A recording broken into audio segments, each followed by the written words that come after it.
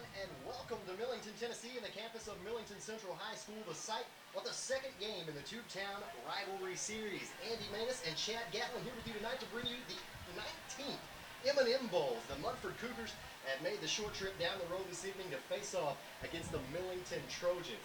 Chad, both of these teams tonight coming into the game with a record of 1-0. So obviously somebody's got to leave here with a loss. Yes, Millington already with one big rivalry game this year. They took on their arch rival Covington last week. Now they'll take on their biggest rival Millington as we get this game kicked off. That's right. Millington will receive the ball to start the game inside the 20-yard line, working your way back to the middle of the field. Now down the near sideline at the 25, the 30, and just sidestepping out of bounds is Eddie Macklin on the return there. And setting up the Trojans with some pretty good field position. However, a flag down on the field. And I believe it's going to be a block in the back against the Trojans. You saw it right there on the replay, so that's going to back them up just a bit. And we saw Macklin there, and we will see him a little bit tonight. He's a fast guy. He's not that big, though. But he does get speed if he gets on the outside like you see there. It was a holding penalty, it looks like. Or blocking the back.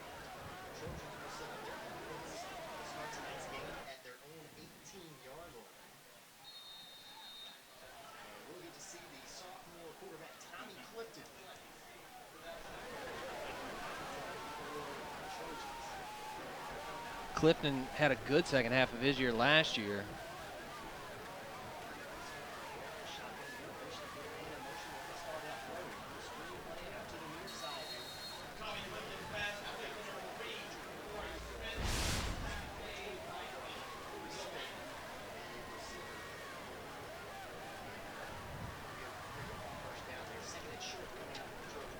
Absolutely. That was a good little out route, and he hit the screen. He executed the fake well. And if we see Millington do that, and I think Millington wants to do that mainly because they saw the tape on Munford's defensive line last week, they don't want to run right up the middle immediately.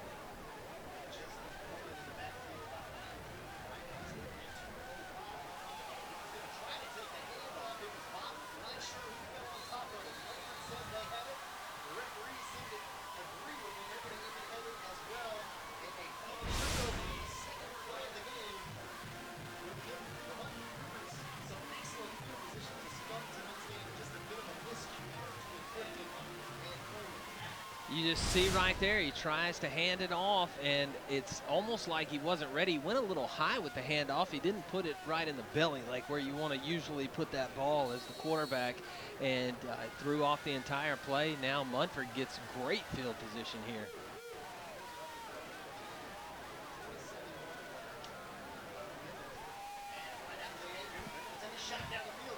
Oh.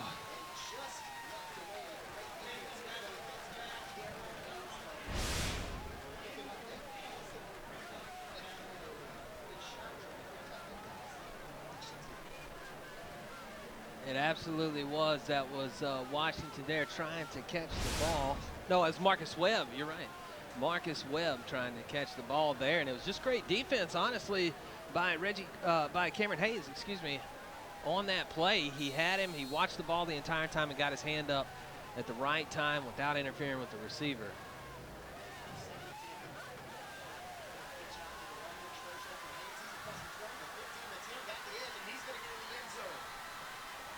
Hey.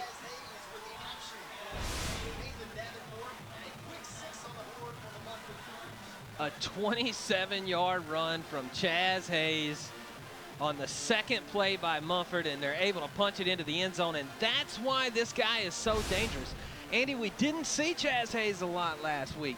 We saw more Robertson running the ball than Hayes, and the couple of times we did see Hayes, he did good things, but he didn't get the carries he normally gets. Tonight he comes out with a big one, 27 yards and a touchdown on his first carry.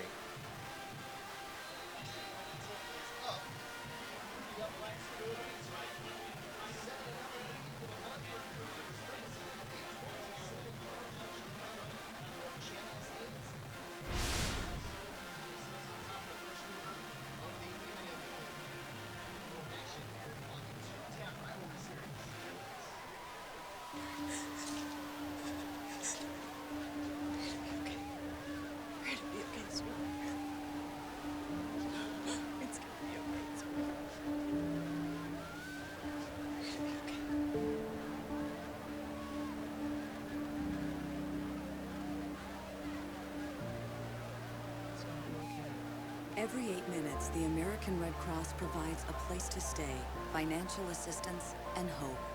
Help now.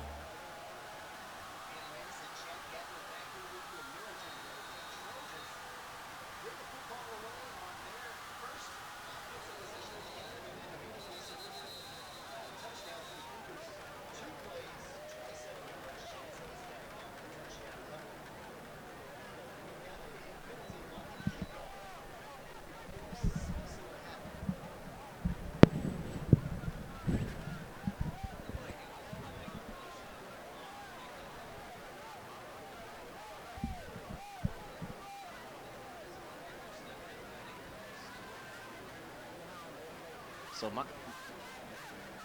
might have just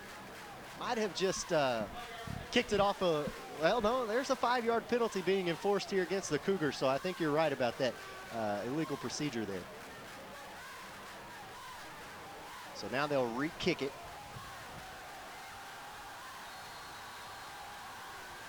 .46 left to play here in the first quarter. An early touchdown from the Cougars. There's the kick. Trojans will field this one inside the 15, out to the 20, now the 25 and the 30. And again, the Trojans will have pretty decent field position to start their offensive drive. We'll see if they can avoid a second turnover in a row.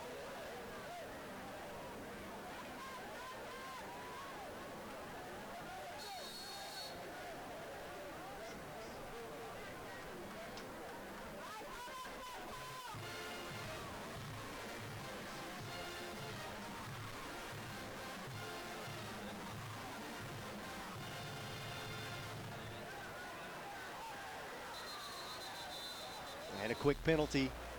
Play blown dead by the official. I think that'll be a false start or illegal motion.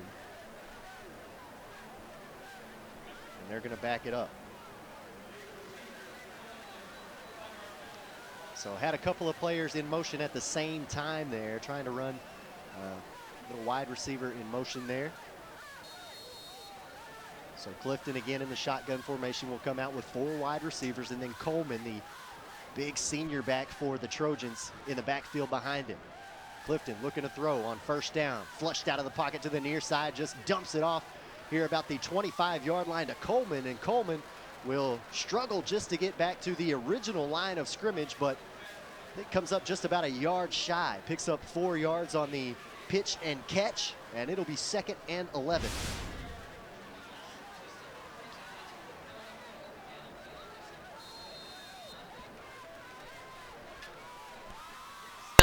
Passed the tackler there and was able to get a couple of extra yards out of it, squeeze it to the 29-yard line for Millington. He was calling for the ball there too, you saw on the replay. Now Clifton looking to throw again here. A little screen play out to the 30, now the 35, and tackled just shy of the 40. And a nice little pickup off of the screen pass. That's a nice little 10-yard screen play there, and you can tell Munford is not ready for the pass here. Had it not been for that fumble on the run play earlier, then I believe we may have seen more of this out of Millington in the first drive. Of course, Munford coming off of that win last week against Covington, where Covington just pretty much ran the ball the entire time, and they were dominated by that defensive line of Munford. And as Chad just mentioned, so far the Cougars, although they have forced a turnover, not really ready for the passing game. Another little screen play out for Corey Smith here on the near side, and you saw him stretch out, and I think he might have got the first down there. He's stopped at about the 43-yard line. It's just a little quick flat route for Smith, and he goes out there. He doesn't have the blockers he had for the screen last time, but he's able to get a little bit of space, get the football, and move forward. So a first down for the Trojans. 4 wide receiver set for Clifton. Sends a man in motion. Turnaround, hand off to Coleman. Coleman up the middle across the 45-yard line. Runs into a wall of Cougars, but he'll push the pile forward a few yards and pick up what looks to be about a 3-yard gain. And it'll be 2nd and 7. And that Justin Coleman is just a fantastic downhill runner. And also, he had to come in last week. 2 of the linebackers got hurt. Coleman had to come in and play linebacker last week. He ended up with 7 tackles, 2 tackles for loss, and 2 sacks. So Definitely an Iron Man player out there. He's in at tailback right now. He'll take the handoff 2 times in a row across the 45. Will get tripped up at about the 46 and will fall forward down to the 48. So that will bring up 3rd down. It's a good little run from him. The delayed handoff, though, did not pay off for them. This Munford defensive line is just too good to give that delay. If you're up, you're not going to be able to get the space that you usually get from a delayed handoff from your line because that Munford D-line is so good. Gabe Christopher in the backfield now. Fake the handoff to him, throw over to the far side. The receiver hit immediately, and he cannot hang on to the ball. That was Dylan Nix, the intended receiver, and some great defense being played out there by Munford. I believe that was Josh Thomas on the coverage for the Cougars, and he's going to bring up 4th down as we take a look at the replay. Another little quick pass from Clifton out to the flats, which is what we've seen them do so far here tonight, and that time just didn't work out for them. So now they'll get ready to what appears to be a getting ready to punt this one away. Keep an eye out for a fake. And it's nearly blocked. Got that one away. Keelan Washington says get away from it. Let him down it. His short punt will be down at about the 37-yard line. And honestly, I think that that worked out better for Millington than they would have hoped. It looked like there may have been a piece of that punt gotten by the defender, but they don't want to punt to Kylan Washington in a situation like that. He had plenty of open room there, and if you give the ball to Kylan Washington on a punt return, Covington did it once last week, and they paid for it. He is an amazing punt return. Yeah, we got a chance to see what he could do with it. Here it's going to be Robertson taking it up the middle, and he's going to get down near the 45-yard line. They'll stop him at about the 43.5. And a nice little pickup from Noah Robertson. And as you mentioned, we got to see him quite a bit last week in Munford's game versus Covington. But they like to run multiple backs here. Munford taking no time to get back out to the line. No, they like to run the hurry up on offense. And this time another pitch out. This time it's going to be Washington, I believe, taking the pitch. Actually, I think that might have been Marcus Webb. No, I believe that was Washington. It was Washington. A bit hard to see from our broadcast position with the sun right in our eyes. Kind of hard to make out some of the numbers. Not nearly as difficult as it was last week with the digital camouflage jerseys that the Cougars were wearing. But our work cut out for us tonight as well from our broadcast position. Again, Robertson will take it across midfield up the middle. He'll pick up a gain of about 4 yards, and that will bring up 2nd and 6. And that was a nice little carry there you saw up the middle, and just a good little run. That's the type of stuff Munford likes to do, is they like to chip away and sort of control clock in the game. Davenport will again hand it off up the middle, and Robertson will cross the 45-yard line, be brought down at about the 42, very near the 1st down marker. If he didn't reach it, it'll be 3rd down as we take another look at the replay. Hayes goes in motion there, and again you see Robertson just kind of dragging the pile forward. As Chad mentioned, this is very much Munford style. They like to run it up the middle, and once the defense starts to creep in, that's when they start working those edge plays with Hayes and Washington. You know, and almost drew the Trojans offsides there, and they did, I believe. They did, yeah. Encroachment on the Trojans there. A good hard count from Davenport. And Davenport does that so well. We saw that last week, the maturation of him just in a year's time. And he's definitely showing some leadership out there under center. Able to pick up a 1st down there with the hard count. Now 1st and 10 from the 37-yard line. There's the handoff to Hayes on the end around. He's across the 30, stutter step. He's at the 10, the 5, and he's going to score his 2nd touchdown of the evening. Chaz Hayes. Already, Chaz Hayes with his 2nd touchdown of the evening. That one, a 37-yard carry from Chaz Hayes. He cuts it back to the left. He starts to the right, cuts it back to the left. Nobody can catch him. He's just so elusive out there with the football. So the Cougars now lead this one 13-0, 5:37 left to play in the 1st quarter. A 37-yard touchdown run from Chaz Hayes. Now they're trying to make it 14-0, and They whistled that one dead before the kicker kicked it. They're going to call offsides on the Trojans. We'll see if they take that half yard. Well, I think they blew the whistle before the play started, so they'll have to. Well, what I meant was I think we'll see if they want to take that half yard and go for 2. Oh, I or see. If they want to try to still kick that extra point. They do have options now ahead of them.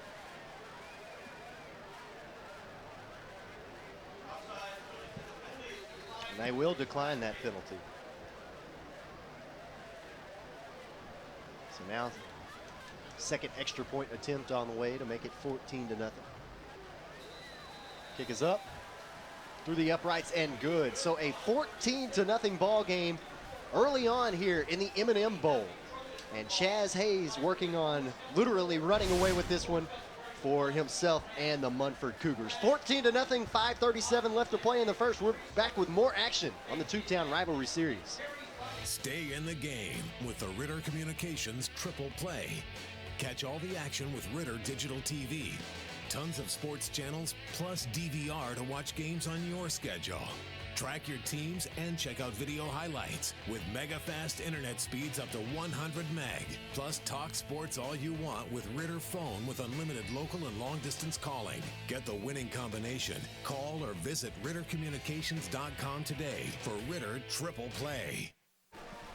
Andy Manus and Chad Gatlin back here with you in Millington for the 19th M&M Bowl. And so far it has been all Munford just through the first quarter.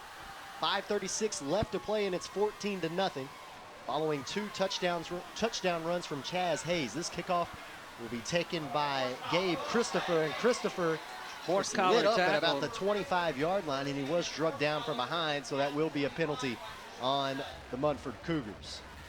Always a little dangerous trying to bring down the return man or anybody with the football for that matter when you're dragging them down from the collar like that. So And that will give Millington the best field position they've started with tonight.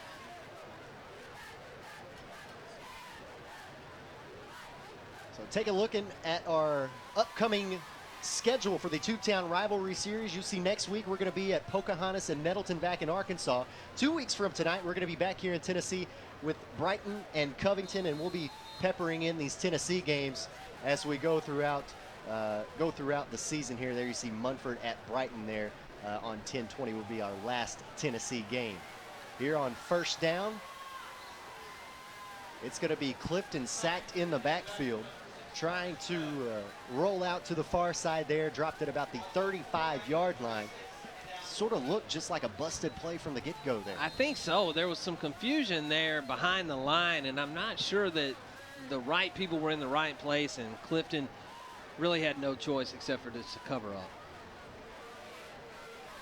So now it'll be second and long coming up for the Trojans. Again, the shotgun formation. Clifton, again, flushed out of the pocket. Throws here to the near side. He's got Christopher. Christopher with a stutter step will step out of bounds and pushed after he stepped out. Referee will throw a flag right there where it happened and take another look at the replay here. You see flushed out of there by Brian Nauman.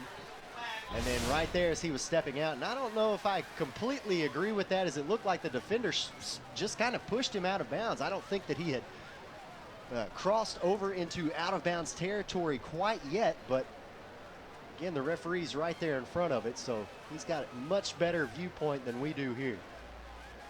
And he is going to call the 15-yard unsportsmanlike conduct penalty, which will give another first down to the Trojans, and they'll move the ball out to the 42. So first down, great field position now for the Trojans as they're trying to put some points on the scoreboard here as we near the end of the first quarter. 4:45 left to play in the first. Again, it's been all Munford so far, courtesy of 2 touchdown runs from Chaz Hayes. We haven't seen Coleman in the backfield this drive. It's been Christopher. And this time Clifton will keep it himself and will fall forward, actually pushed backwards. So lost a yard on that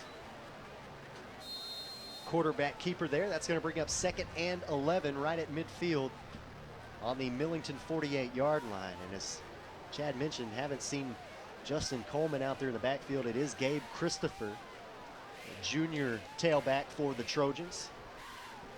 Macklin lined up in the slot. Another play blown dead before it starts. Munford has tried to give Millington a couple of gifts here on this drive, and we'll see if they give them another one here or if this one is going to go against the Trojans. Timeout, Actually, Munford. It is going to be a Cougar timeout. So we're going to take a timeout with them as the Cougars want to talk some things over. 4:07 left to play here in the first quarter. You're watching the Tubetown Rivalry Series. Introducing Ritter Home Security. Ritter takes care of protecting what's most important to you, from threats like unwelcome visitors and fire, to making your life easier by putting the control of your home at your fingertips. Use the free app to shut the garage, lock the door, turn off lights, arm the system, and more. You can even turn back the thermostat to help save money on your energy bill. Plus, get a snapshot when your kids get home. It's smart, beautiful, convenient, and ready for your busy life. Ritter Home Security. Welcome back to the M&M Bowl here on the campus of Millington Central. Andy Maness and Chad Gatlin here with you. Still the first quarter, but the Munford Cougars have struck early and often so far, 14-0. Right now it's Millington Trojan football after the Cougar timeout. They've got it 2nd and 11. Still on their side of the football field. Clifton's going to throw one over the middle. He's got Macklin. Macklin with a spin move at the 30. And a big first down play. Wow, what a great pass. Tommy Clifton in the shotgun here. You'll see him. He won't even take a drop. He'll just throw it straight over to number 2, Eddie Macklin, and get the big gain there. And this is where Millington, this is the only place they've really had success against Munford. And if you watch tape from last week at Munford, that is where you're going to have the most success. Christopher with a stutter step in the backfield will make his way down to the 22-yard line. Actually, they'll spot him at about the 21, but he's very near another first down as we take a look at the replay. Christopher starts off to his right, works his way back to his left, and is able to find a big gap to make his way through. And again, down near the 20-yard line, it's going to be 2nd and about 3 to go. What a great counter run there. Now Clifton looking to take another shot deep down the field. He had a man in the end zone. Corey Smith had a step on his defender. It looked like the safety had his body turned and was out of position, but Smith just could not run underneath that one. As we take another look at the replay and look at the separation he had. Wow. If that had just been laid a little shorter, I mean, that's the play. That's what they're going to look for, Millington, against this Munford defense. Until Munford backs off them on the line, they're going to look for these plays more often. I wouldn't be surprised if you saw the same play right here. Clifton with Christopher in the backfield. Macklin lined up in the slot on the left side of your screen, number 2 there. They're going to pitch out to Christopher. Christopher's going to stutter step, lower his shoulder, and run into a wall of white jerseys there. Did not make it back to the 20-yard line, and not even sure he got a yard there, Chad. That will bring up 4th down for the Trojans, and I think with this field position, you kind of have to go for it here. Oh yeah, especially down 14-0. You've seen what they how fast they can strike. You definitely want to get on the board here. Christopher in the backfield, Macklin in the slot.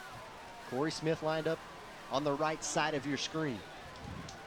And Clifton getting some last-second instructions here from Coach Chris Michael on the sideline. Looks like Coach Michael wants a timeout. I think you're right, Chad. So we're going to take a quick timeout with them. 2:01 left to play in the first quarter.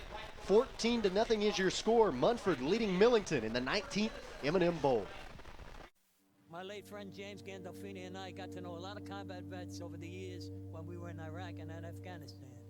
And it guts me to know that 22 of you are taking your own lives every day. Yeah, I play tough guys in the movies, but yous are the real tough guys. And the toughest thing to do sometimes is look for help. I want you to know, reaching out is an act of strength. And our friends at Wounded Warrior Project are here to help. You don't have to go it alone. Andy Maness and Chad Gatlin welcome you back to Millington, where the Trojans getting set for a 4th and short coming up. They called a timeout moments ago to talk things over before this big 4th down play. 2:13 left to play here in the first quarter. They trail 14-0 to the Munford Cougars and have got an opportunity to put some points on the scoreboard here if they can convert this 4th down play.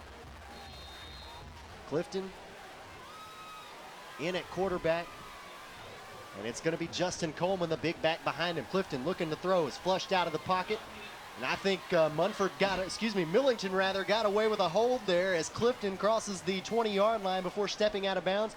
Should be enough to move the sticks for a 1st down.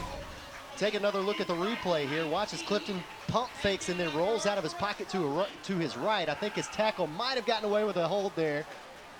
Maybe slightly. It was a pretty good play, though, and it was good recognition by Clifton because it was clear that he was supposed to throw the ball, and he just saw the end crashing in and decided to take it outside and get the 1st down. A very smart move there from Tommy Clifton. Just a sophomore for the Trojans.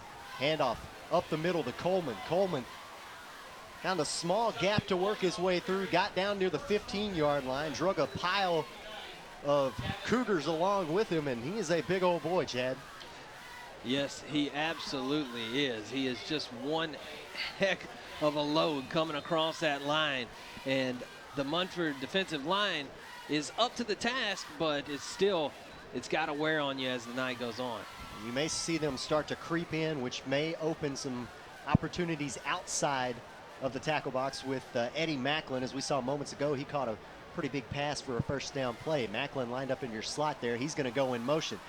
Fake the handoff to him. Clifton keeps it himself. Following his blocker, he'll get down to about the 12-yard line, and the designed QB keeper, or option I should say, pick up a pretty good gain on the ground there. It's going to bring up 3rd and short. You see Clifton there with good recognition once again to read the play and know where the defenders are and where he can get the most yards.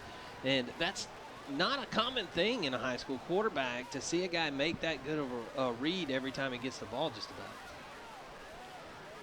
Dylan Nix lined up on the far side of your screen. Macklin lined up in the slot. Corey Smith lined up on the right side. Handoff goes to Coleman. No! It was an option play. Clifton kept it himself, and he got lit up by Marcus Webb. Marcus Webb not fooled, kept his eyes on the football that time, and he smothered Clifton in the backfield. Take another look at the replay here. Clifton surveying the field there, keeps it himself, and how about that? He broke down, chopped his feet up, and he was ready. We just talked about making good reads, and that may have been a design fake, but if it wasn't, the right read there would have been to hand it off with the line already coming across. And that should be the last play of the 1st quarter, as we've got 5 seconds left on the game clock, and Millington looks like they're going to attempt a field goal here on 4th down. So we will switch ends of the field and come back with that 4th down play. Millington trailing Munford after 12 minutes. 14-0 is your score here in the M&M Bowl on the Tubetown Rivalry Series. Stay in the game with the Ritter Communications Triple Play. Catch all the action with Ritter Digital TV. Tons of sports channels, plus DVR to watch games on your schedule. Track your teams and check out video highlights with mega fast internet speeds up to 50 meg. Plus talk sports all you want with Ritter Phone with unlimited local and long distance calling. Get the winning combination. Call or visit RitterCommunications.com today for Ritter Triple Play. Welcome you back to Millington, where the Millington Trojans are about to embark on a 4th down play here as they trail 14-0 to the Munford Cougars. It's the 19th M&M Bowl here in the Tubetown Rivalry Series, and we appreciate you joining us tonight. Excuse me, make sure if you get a moment, you hop over to our Facebook page, facebook.com/Tubetown Online. Make sure you like us and follow us there. We're updating that page with fresh content all throughout the week to preview our football games on Friday night. And of course, we appreciate you guys joining us on YouTube as well. You can watch all of our games this year on YouTube. It's youtube.com/Tubetown Online. You see Carter here about to attempt a 32-yard field goal for Millington. There's the snap. The hold is good. The kick is up. It's got the distance. And it's through the uprights. How about that? A 32-yard field goal from Stan Carter, and Just like that, the Trojans are on the scoreboard. 14-3 is now your score as we start the second quarter. We'll take a quick break and back with more action from the M&M Bowl after this. Until you've seen how fast it really is, some people's reaction to Ritter's 100 megabit internet might be like, 100 mega, huh? Here's how we describe it. Mega beautiful, mega fast, mega blast, mega party, mega Ritter. There's no end to your online possibilities with up to 100 meg internet speeds. In a word, that means mega fun. If you're not getting your high-speed internet from Ritter, you should. Call 888-336-4466 today. Only from Ritter Communications, right by you. Andy Maness and Chad Gatlin back here with you at the M&M Bowl, where Munford is leading the Millington Trojans 14-3. Millington finding the scoreboard here to start the second quarter with a 32-yard field goal courtesy of Stephen Carter. And now they're getting ready to boot this one away, and they're hoping that it does not wind up in the arms of Keelan Washington. Headed Washington's way, takes a bounce at about the 12-yard line, and he'll field it inside the 10. Stutter step as he makes his way back to the middle of the field, and actually that's Chaz Hayes in there on the reception as he crosses the 20-yard line. But right there at the end of that play, a flag came flying out from the near sideline. So we'll take a look at the head referee and find out what this penalty is going to be. It ends up being a 10-yard return, but it is an illegal block in the back against Munford, so the ball will come back. And that was a bad decision by Hayes to field that anyway. You just, at that point, it's taken two bounces, and he's got it at the 10-yard line. It may have gone out of bounds, and even if it hadn't, you just let them down it and take the bad field position. It was a risk, and even though they still got it out here to the 12, they would have only been 2 yards further back with no penalty had they done that. Well, actually, if a Trojan had got their hands on that, it'd be Trojan football, would it not? No one had touched it until Hayes had touched it. Across the 15-yard line on the still first running. down play. Yeah, they did not call him down, so now he's going to get down near the 20-yard line. And on that first down carry was Keelan Washington. We talked about him a little bit tonight. Kind of a do-it-all player here for the Cougars. And there you see, very smart. He knew that he wasn't down, kept those legs churning, and he's out now out near the 25-yard line. And you see there, kind of Washington just keeping the legs moving. That's what they teach you in fundamentals of football. From pee-wee football up is never stop moving your feet until you hear the whistle. And that's what he did there. He was able to stay upright and get extra yards out of that one. So 11:04 left to play here in the first quarter. And I think we had an official's timeout on the field. Some water boys running out there to the Trojans and hydrating them up. Thankfully not nearly as humid here tonight in Millington as it was last week in Munford for Munford and Covington. We had so many players near the end of that game. Seemed like we were stopping every other play to tend to a player with cramping. And thankfully, beautiful weather here tonight in Millington. 82 degrees with partly cloudy skies, and does not really feel like there's much humidity out on the football field. It's really been amazing this week. It broke about midweek. The temperature broke, and like you said, last Friday we had cramps. It was amazing, really. But the heat and the humidity was just terrible. First down play, run up the middle from Robertson. He'll cross the 25-yard line, get down to about the 26. That'll bring up second down. And of course, we see Noah Robertson carrying the ball a lot here. Last week, he got the majority of the carries, it seemed like, between he and Davenport. Davenport had a lot of keepers last week. Davenport, as a matter of fact, rushed for 82 yards last week in the win over Covington. But you see Chaz Hayes is the real star, and he gets a pitch here. He takes it across the 25, down near the 30, met by a host of Trojans, and he tried to shake the initial hit, but quickly some Trojans came in with backup there. As we take another look at the replay, there's the pitch out from Davenport to Hayes, and again, tried to shrug off that first initial hit. Looked like he was going to get it, but he had some backup come in very quickly. Look who you see in on the tackle, Justin Coleman. The Munford running back playing on both sides, the Millington running back, playing on both sides of the field. He was such an influence in the game last week. And this week is no different. He's playing on both sides, coming in and making those important tackles. That's 205 pounds that I do not want to be hit by either. Here's Hayes on the option play. Gets across the 35-yard line down to about the 37. And again, Chaz Hayes is going to move the chains for the Munford Cougars. What field vision by Chaz Hayes. Watch him start to run out to the right. He sees his blocker, and he grabs an extra 4 to 5 yards there just because he paid attention to where the block was. Cut back to the middle of the field, and you're absolutely right. Great field vision from the senior tailback. And we got to see a little bit of him last year, and didn't get to see much last week, as we talked about. Getting to see plenty here tonight as Robertson takes his first down carry across the 40-yard line down to about the 41. He'll fall forward and pick up about 4 yards on first down. Answering, saying, "What do you mean, the star?" Said, I get my fair share of touches too out here. So and he does indeed, and he does a great job north and south running. Robertson is really their guy when they want to smash it up inside, and he's the one that draws the defense to the inside to open it up on the outside for Chaz Hayes. Washington lined up on the right, Hayes lined up on the left. Davenport's going to keep it himself on the designed keeper play across the 45-yard line. They're going to spot him at what looks to be about the 47. If that's where they spot him, it should be enough for a first down. If not, we'll be looking at 3rd and short. Take another look at Davenport. They do call it a first down. So they'll move the chains, no bother measuring it. 1st and 10 now from the 47 of the Cougars. Washington lined up on the right here. Hayes lined up on the left. Robertson in the backfield. Davenport tried the hard count again.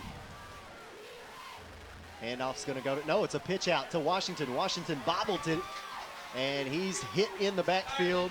Did not go down, but they'll stop his forward progress for a loss there. Take another look at the replay, and Davenport he got it to him, but Washington, it looked like, just didn't field it cleanly. Didn't look like he tried to run before he had it, just missed it from the get-go. I think what happened there, Andy, is you see that Washington saw that there were 4 Millington defenders coming and no one blocking for him, and he had his eyes downfield a little bit and almost didn't make a catch. Here's Hayes following his blockers across the 45 and trucking down to the 40-yard line. A big pickup on the ground that time from Chaz Hayes, and again, Hayes is adding to that stat book here in the 2nd game of the year.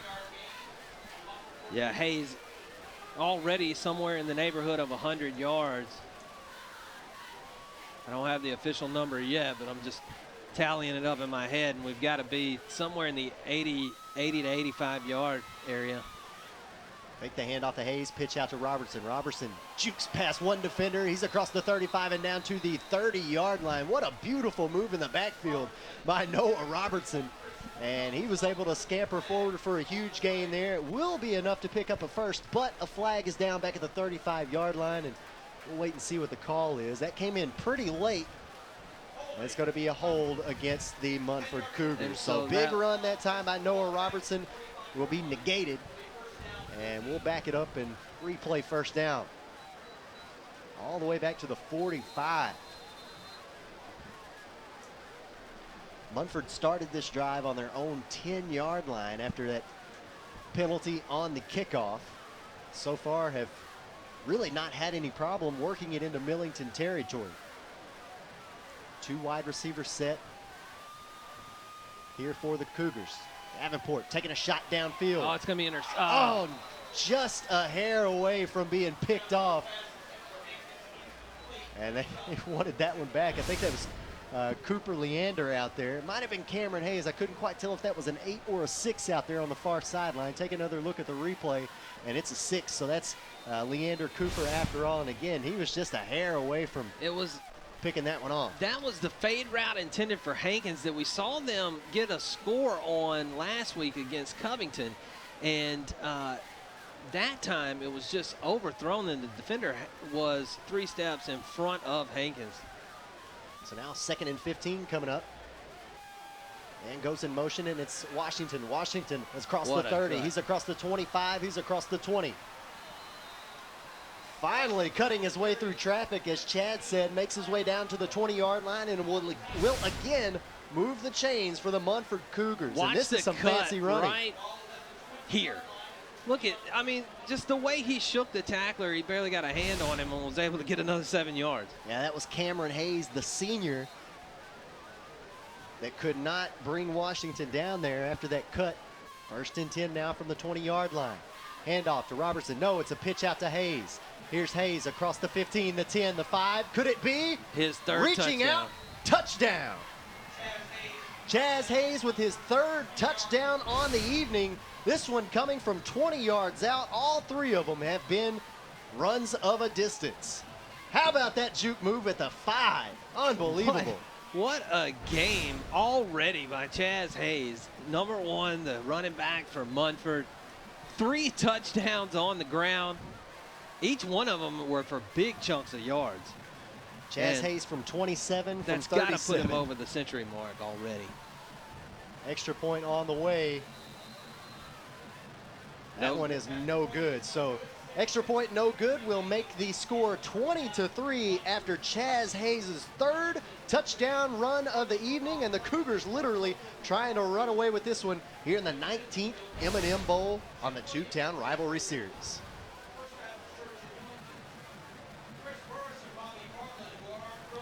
Golly, look at that, boom.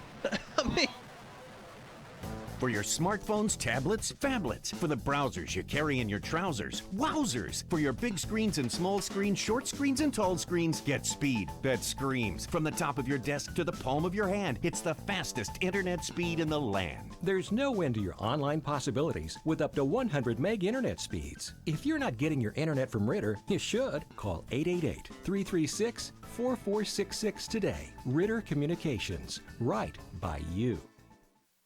6:53 to play here in the 2nd quarter, and the Munford Cougars out on top of the Millington Trojans 20-3. Chaz Hayes just taking his 3rd touchdown run of the evening into the end zone, and he's had a big night so far here in the first half. Definitely hovering around that 100-yard rushing mark if he hasn't already surpassed it.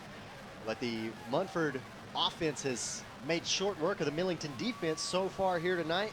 On the other side of the football, the Trojans only able to kick in a field goal. It was from 32 yards out, but they're certainly looking to find the end zone here on this drive to keep them in the ball game, because they're going to have to give the ball to the Cougars to start the 3rd quarter. the kick is short. Very short, taken outside the 30-yard line, and the Trojans will set up shop at about the 35 to begin this drive.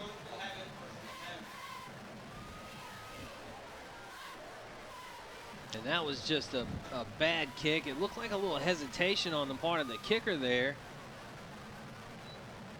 At the very last second, it forced a short kick. Of course, the short kick only got a short return, so they're not hurt that bad, but good field position for Millington to start this drive. They've got something going through the air, Andy. They just have to capitalize on it at the right moment and get it into the end zone. If they're not able to score on this drive, it might be bad for them in the second half. Dylan Nix lined up on the near side here as Clifton rolls out to the far side, looking to throw, dumps it off short, incomplete, as Gabe Christopher might have tried to turn and run with that one before he had hauled it in. Little dump off. It looked like they might have even been trying to set up a screen on that play there. I think it was a screen, but the receiver really didn't allow the blockers to get in front of him there. Just not very well executed by Millington on the screen there. They did draw the defenders in, but the receiver has to hang back and let those blockers form that wedge. 2 wide receivers here on the near side for Clifton. Gabe Christopher in the backfield, and 12 seconds left on the play clock. Referees blow their whistles. And I don't see any flags out on the field. I believe that the play clock wasn't set there. I believe you're correct, so they're going to restart this one here.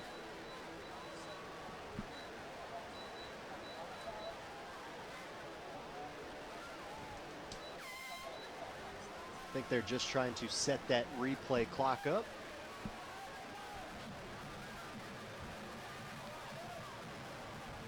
And I think we're ready to go now. Sometimes you have these things happen in the games, but and the play clock's still not something that's common at every high school football game, so it's sort of getting used to being worked into these games. And that play blown dead before it got going as Eddie Macklin went in motion there. Clifton looking to either hand it off or run an option play, but I think it's going to be offsides. No, excuse me, false start rather. Going against the Millington Trojans, so backing them up 5 yards. It will be 2nd and 15 now. We'll see if they dial something up deep here with 6:45 left to play here in the first half. 2 wide receivers set on the far side, one on the near side, Christopher in the backfield. Clifton looking to throw, backpedaling, threw it right over the middle, trying to set up a little dump off for Christopher, but it was knocked down at the line of scrimmage by one of the Munford Cougars, so great defense being played there by that Munford defensive line. That was just a failure of the offensive line right there, and you saw him trying to dump it off to the hot route, which would have been Christopher, but it got tapped. He waited a little too long. When he saw the rush coming, he should have went ahead and got rid of it then. 3 wide receivers this time for Clifton, and he's going to pump fake, run it himself. 35 down to the 40, and on 3rd and 15, they're going to pick up about 10 yards on that quarterback keeper. Not designed. It looked like Clifton didn't like what he saw and just wanted to keep it himself. I'm not sure it wasn't designed. I think it was pretty well faked by Clifton. I think it was a designed run because I didn't see the far right receiver stop on the route as if he was going to receive it. Of course, the only problem with running a 10-yard run is when you have 15 yards to go. They're going to have to punt this one away as it's 4th and 5, so Keelan Washington will be back deep, trying to work his magic as a return man. Definitely keep an eye on him, and we know that the Trojans are not going to want to kick it to him either. Now, I think we've got a timeout out on the field. I didn't see if anybody called one. It could be an official's timeout. Take this time to remind you to hop over to our Facebook page and like that. Share that with all of your friends and comment. Tell us where you're watching from. Facebook.com/TubetownOnline. Again, we update our Facebook page throughout the week with great information about our upcoming games and some great content on there, so go check that out. And of course, appreciate you guys watching on YouTube as well. Don't have to just watch the game on television now. You can check it out anywhere.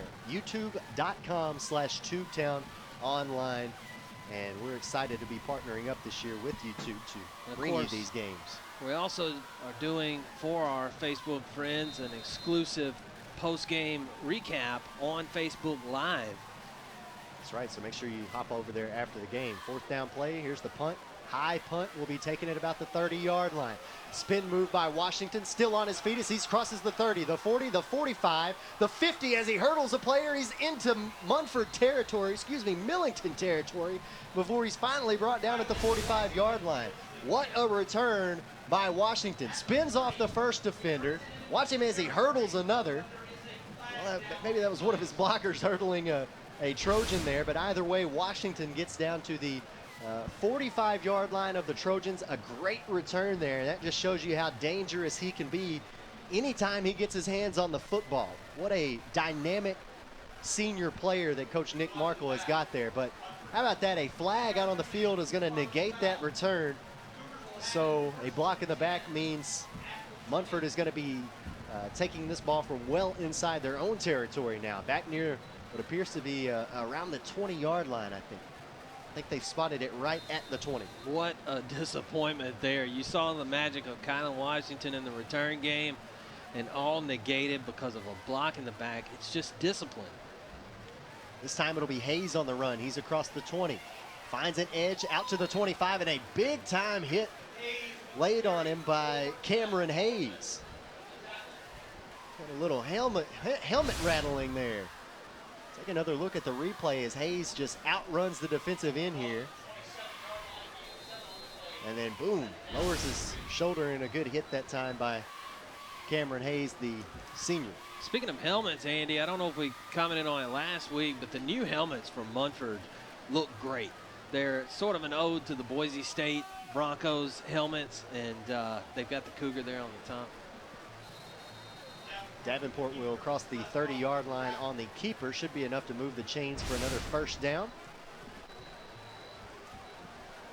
I believe it is. And yeah, you can take a look at those helmets. Very, very nice. I want to say that, is it South Alabama's got some helmets that are similar to that as well. I think so, the Jaguars. They're the Jaguars, so. I believe you're right. First down play, Davenport will hand it off to Robertson. Robertson with a big hole to run up through the middle. He's across the 50, and he is gone to the house if he can outrun the quarterback. 10-5, touchdown. Noah Robertson will take that one, a sum of 60 yards. Wow. Unbelievable. Actually, scratch that, make it 70. And the Cougars. What a run. You got to give it, though, to Leander Cooper for not giving up on the play. And he if there'd have been 20 more yards, he would have caught him. But, wow, what a run by Robertson. Robertson said, Hayes is not the only person on this offense that can score, guys. Fourth rushing touchdown of the night for the Cougars, and the extra point is good. That makes it 27-3 with 4:08 left to play in the first half. Munford out on top of Millington big time here in the M&M Bowl.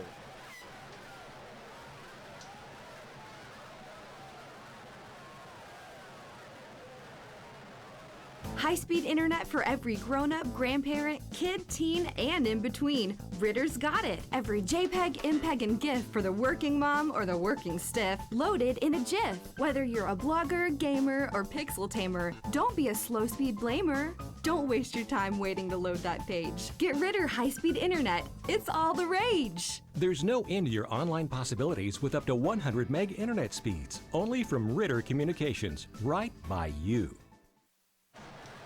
Andy Manus and Chad Gatlin back here with you on the campus of Millington High School, where the Trojans trailing big time here in the first half to the Munford Cougars. Now 27-3 after the fourth rushing touchdown of the night from the Cougars. This one comes from 70 yards out. Noah Robertson trucking his way up the middle, and the Munford offensive line paving the way for him, opened up a big hole for him to run through. Kick taken inside the 20-yard line by Christopher to the 35, to the 40, and spinning down to about the 44-yard line. Gabe Christopher again will set up Millington with some decent field position. And that's a good return there from about the 16-yard line. He's able to get it all the way out to the 44. And this might be the best field position 43 that the Trojans have had to start their offensive drive at, but that said, they've only got 3 points on the scoreboard. Haven't really been able to find much success against the Cougars here in the first half. We're going to come back out in the shotgun formation, and big Justin Coleman will head to the backfield behind Tommy Clifton. 4 wide in this set. Keep an eye out on Eddie Macklin lined up here in the slot, number 2 at the bottom of your screen. Play fake. Toss out to the far side, caught at the 50, and I think that was Corey Smith who hauled that one in. He'll stop his forward progress, I think, at the 49-yard line. And a nice little pickup of about 7 yards through the air that time by the Trojans. It's a nice little play fake there.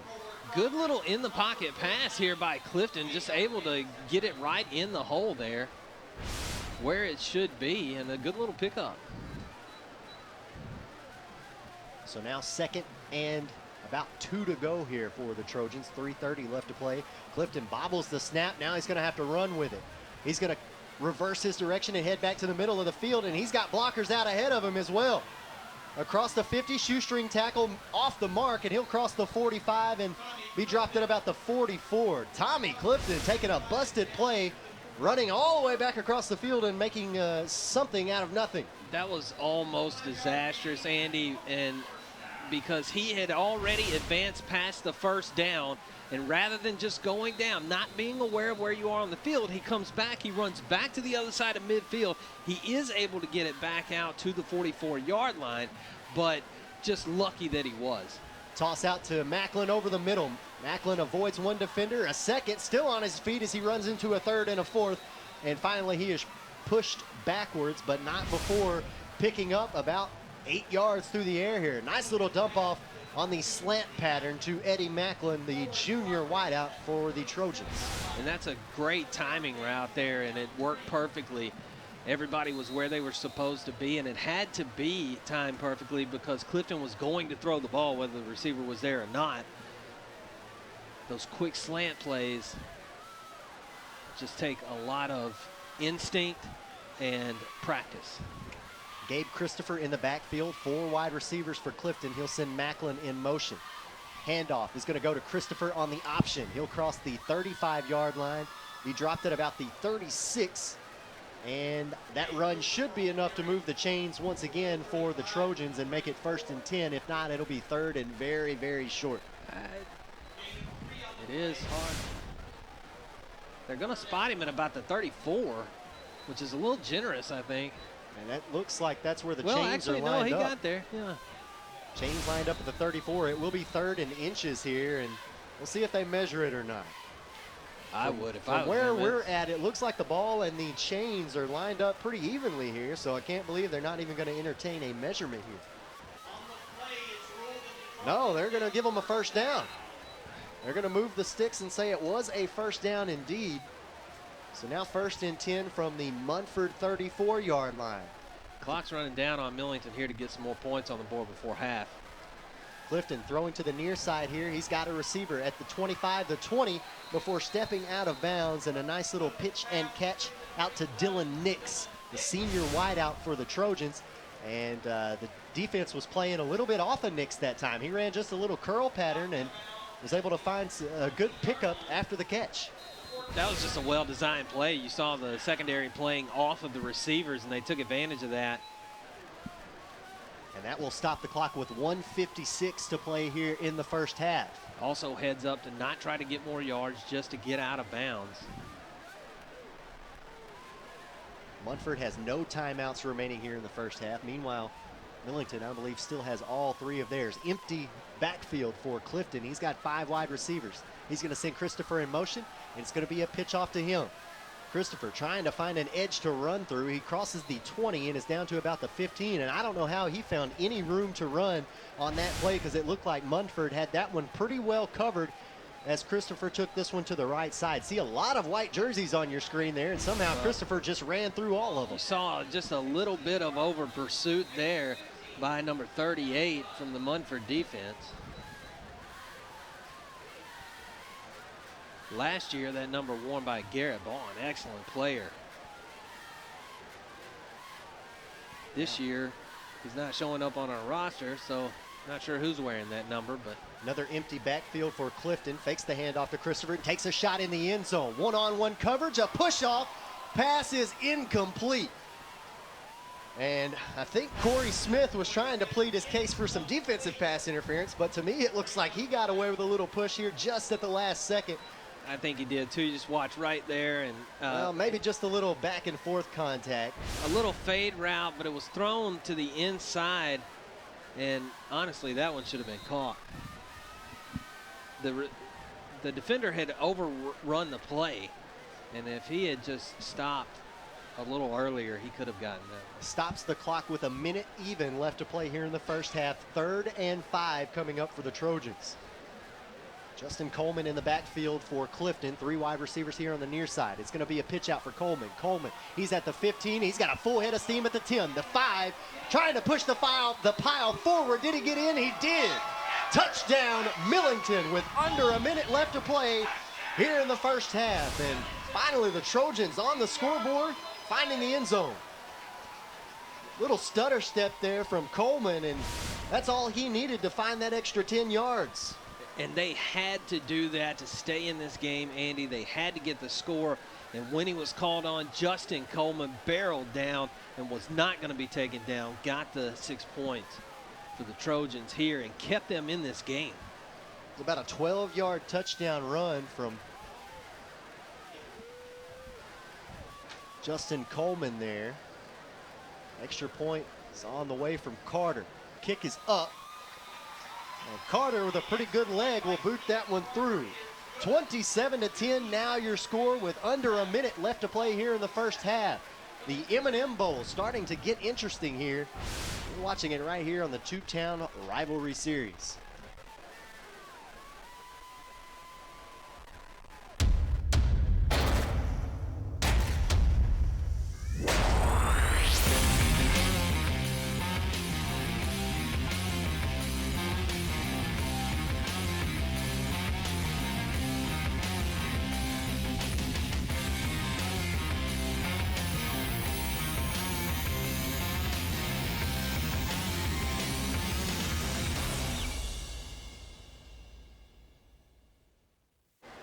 Andy Maness and Chad Gatlin back here with you at Millington, where the Trojans finally found the end zone. It took them almost 2 quarters to do it, but with 50 seconds to play here in the second quarter, Justin Coleman able to run it in from 12 yards out. Extra point is good, making it 27-10. This is, 27-10. This has been a pretty interesting second quarter between these two teams. Had a lot of points scored here in the second quarter. 14 by Munford and 10 by the Trojans. Short kick bobbled at the 30-yard line, and Munford just scrambles to fall down on top of that one. And no return there for Munford. Just a little squib kick to try to help run some time off this clock and not give Kylan Washington the chance to do what he does best. Millington is not out of this game by a long shot. You see them building momentum. They're having success in the passing game. It's starting to come together for them. They're just going to have to stop this.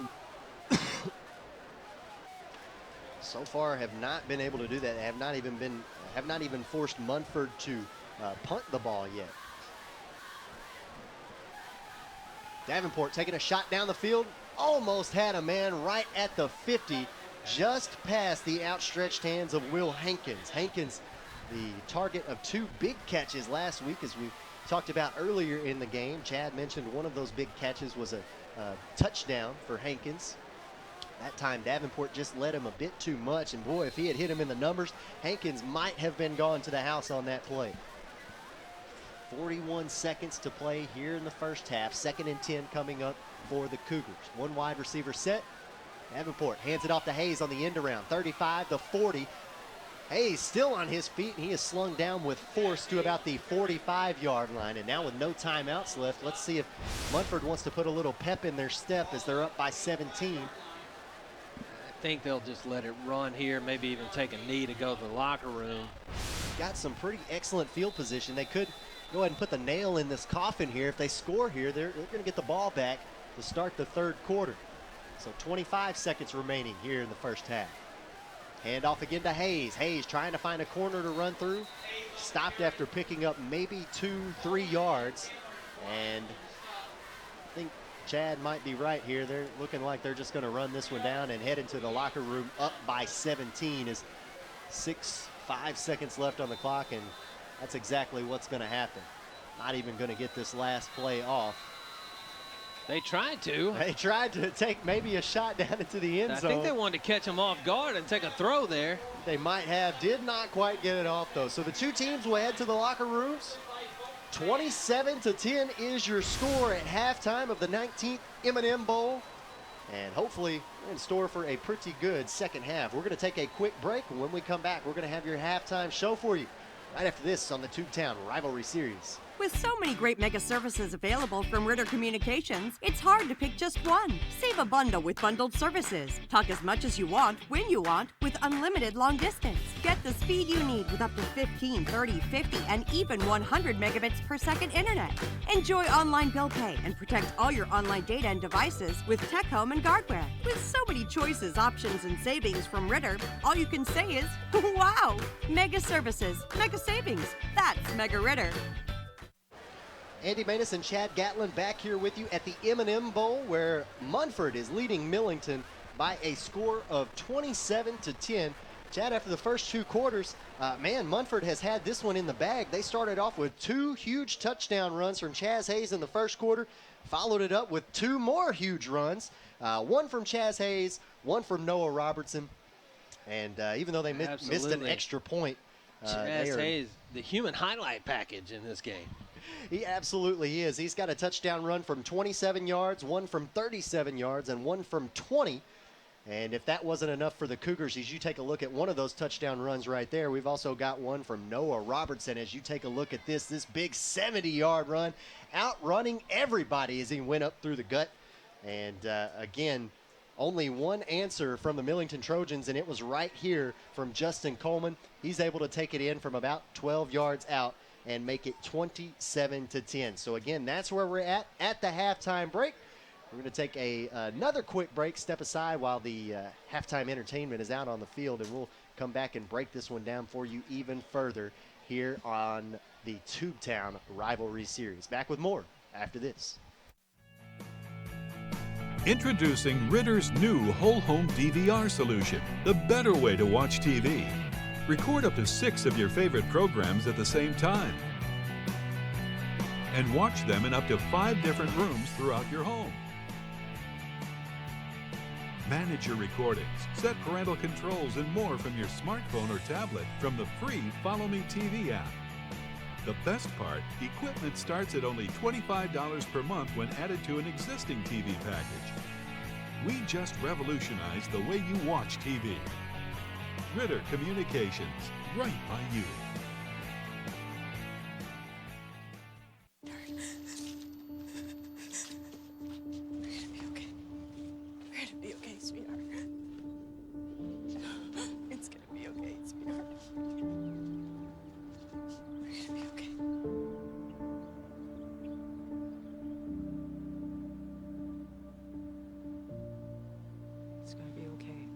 Every 8 minutes, the American Red Cross provides a place to stay, financial assistance, and hope. Help now. Stay in the game with the Ritter Communications Triple Play. Catch all the action with Ritter Digital TV. Tons of sports channels, plus DVR to watch games on your schedule. Track your teams and check out video highlights with mega fast internet speeds up to 100 meg. Plus talk sports all you want with Ritter Phone with unlimited local and long distance calling. Get the winning combination. Call or visit RitterCommunications.com today for Ritter Triple Play. Until you've seen how fast it really is, some people's reaction to Ritter's 100 megabit internet might be like, 100 mega, huh? Here's how we describe it. Mega beautiful, mega fast, mega blast, mega party, mega Ritter. There's no end to your online possibilities with up to 100 meg internet speeds. In a word, that means mega fun. If you're not getting your high-speed internet from Ritter, you should. Call 888-336-4466 today. Only from Ritter Communications, right by you. Stay in the game with the Ritter Communications Triple Play. Catch all the action with Ritter Digital TV. Tons of sports channels, plus DVR to watch games on your schedule. Track your teams and check out video highlights with mega fast internet speeds up to 50 meg. Plus talk sports all you want with Ritter Phone with unlimited local and long distance calling. Get the winning combination. Call or visit RitterCommunications.com today for Ritter Triple Play. From Iraq and Afghanistan, our brave warriors are coming home, wounded. Some with wounds you can see, some with wounds you can't see. Wounded Warrior Project was created to support our men and women coming off the battlefield. Please help carry these warriors the rest of the way home. Get involved at woundedwarriorproject.org. For your smartphones, tablets, phablets. For the browsers you carry in your trousers. Wowzers! For your big screens and small screens, short screens and tall screens, get speed that screams. From the top of your desk to the palm of your hand, it's the fastest internet speed in the land. There's no end to your online possibilities with up to 100 meg internet speeds. If you're not getting your internet from Ritter, you should. Call 888-336-4466 today. Ritter Communications, right by you.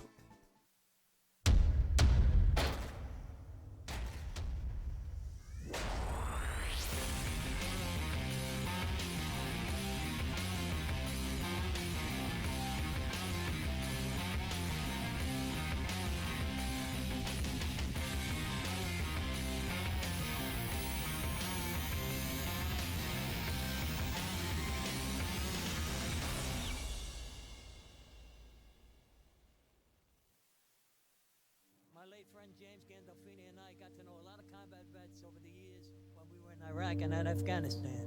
And it guts me to know that 22 of you are taking your own lives every day. Yeah, I play tough guys in the movies. But yous are the real tough guys. And the toughest thing to do sometimes is look for help. I want you to know, reaching out is an act of strength. And our friends at Wounded Warrior Project are here to help. You don't have to go it alone. To the campus of Millington High School, where the Millington Trojans trail the Munford Cougars in the 19th M&M Bowl by a score of 27-10. 2 quarters in the books, and the Cougars are doing their best to go ahead and put this one away. They're going to receive the football to start the 3rd quarter, and with a 17-point lead ahead of them, they really don't have to do anything much special tonight, Chad. All they have to do is just kind of stick to their game plan that we saw them stick to last week, and what they've done so far here tonight. Just keep it on the ground and chew up that game clock, and they continue to do that. And if their defensive line continues to step up and play the way that it has played, not just last week, but into this week as well, Millington's really going to have their work cut out for them in the second half. Absolutely, they are. And we saw the passing game paying off for Millington for the most part. 9 of 16 for 75 yards for Tommy Clifton. The pass game not working at all for Munford. 0 of 2 for no yards there. And they had another pass, I believe, that was called back on a penalty at one point. But 0 for 2 for Davenport through the air. But Chaz Hayes has been a superstar tonight, and he is continuing to just he's put points on the board tonight, and he's continuing to be the star of this Munford offense. And the upcoming schedule for Tubetown here on the Tubetown Rivalry Series, as you see on your screen. That's right. Next week, we're going to be headed over across the river back in Arkansas for our first Arkansas game of the year, and it is going to be a big one. Rivalry game between the Pocahontas Redskins and the Nettleton Raiders. Of course, then the week following that, we're going to be back here in Tennessee for another rivalry game, as you're going to, that's kind of the theme of this year. Brighton at Covington. And then a huge game back in Jonesboro. Little Rock Catholic at Jonesboro. That one will be a huge conference game between those two teams. Keeping the schedule going, the last game of September, the Highland Rebels will face the Brooklyn Bearcats, and then another Jonesboro game on October 13th. This one will be huge as well, because these two teams always play each other very closely, very tightly. Usually comes down to the wire. West Memphis and Jonesboro. And then, of course, October 20th, we're back here in Tennessee, our final Tennessee game of the year, to check out these Munford Cougars. They're going to be headed over to the Brighton Cardinals. And then the final 2 games of the year, couple of good ones. October 27th, we'll have the Valley View Blazers and the Nettleton Raiders. And then we'll finish up the Tubetown Rivalry Series this year with Hoxie at Walnut Ridge. Of course, those two towns basically connected and only separated by a set of railroad tracks, really. Very similar to Munford and Atoka. So only, Atoka does not have a football team, so Hoxie and Walnut Ridge do. That's going to be a fun game, and it always is. Again, halftime here at Millington.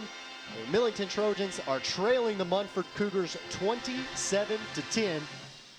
We're going to take a quick break and come back with more halftime stats for you, and talk a little bit about how we expect this second half of football to shake out. Back with more on the Tubetown Rivalry Series after this. Introducing Ritter's new whole home DVR solution, the better way to watch TV. Record up to 6 of your favorite programs at the same time, and watch them in up to 5 different rooms throughout your home. Manage your recordings, set parental controls, and more from your smartphone or tablet from the free Follow Me TV app.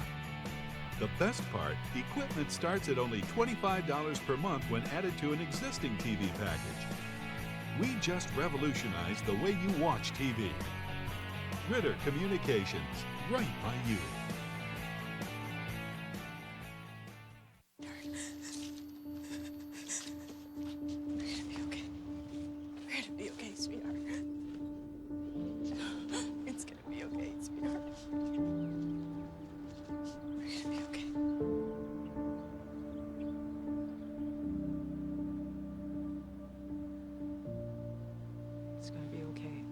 Every 8 minutes, the American Red Cross provides a place to stay, financial assistance, and hope. Help now. Stay in the game with the Ritter Communications Triple Play. Catch all the action with Ritter Digital TV. Tons of sports channels, plus DVR to watch games on your schedule. Track your teams and check out video highlights with mega fast internet speeds up to 100 meg. Plus talk sports all you want with Ritter Phone with unlimited local and long distance calling. Get the winning combination. Call or visit RitterCommunications.com today for Ritter Triple Play. Until you've seen how fast it really is, some people's reaction to Ritter's 100 megabit internet might be like, 100 mega, huh? Here's how we describe it. Mega beautiful, mega fast, mega blast, mega party, mega Ritter. There's no end to your online possibilities with up to 100 meg internet speeds. In a word, that means mega fun. If you're not getting your high-speed internet from Ritter, you should. Call 888-336-4466 today. Only from Ritter Communications, right by you. Stay in the game with the Ritter Communications Triple Play. Catch all the action with Ritter Digital TV. Tons of sports channels, plus DVR to watch games on your schedule. Track your teams and check out video highlights with mega fast internet speeds up to 50 meg. Plus talk sports all you want with Ritter Phone with unlimited local and long distance calling. Get the winning combination. Call or visit RitterCommunications.com today for Ritter Triple Play. From Iraq and Afghanistan, our brave warriors are coming home, wounded. Some with wounds you can see, some with wounds you can't see. Wounded Warrior Project was created to support our men and women coming off the battlefield. Please help carry these warriors the rest of the way home. Get involved at woundedwarriorproject.org. For your smartphones, tablets, phablets. For the browsers you carry in your trousers. Wowzers! For your big screens and small screens, short screens and tall screens, get speed that screams. From the top of your desk to the palm of your hand, it's the fastest internet speed in the land. There's no end to your online possibilities with up to 100 meg internet speeds. If you're not getting your internet from Ritter, you should. Call 888-336-4466 today. Ritter Communications, right by you.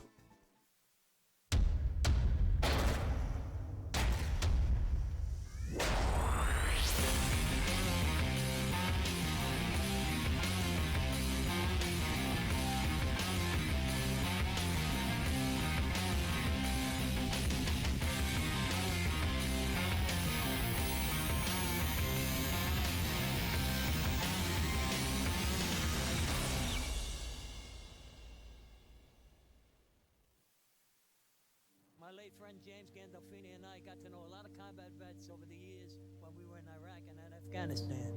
And it guts me to know that 22 of you are taking your own lives every day. Yeah, I play tough guys in the movies, but yous are the real tough guys. And the toughest thing to do sometimes is look for help. I want you to know, reaching out is an act of strength. And our friends at Wounded Warrior Project are here to help. You don't have to go it alone. We welcome you back to Millington High School. Andy Maness and Chad Gatlin here with you at the M&M Bowl on the Tubetown Rivalry Series, and it's halftime. Munford leading Millington by a score of 27-10 after 2 quarters.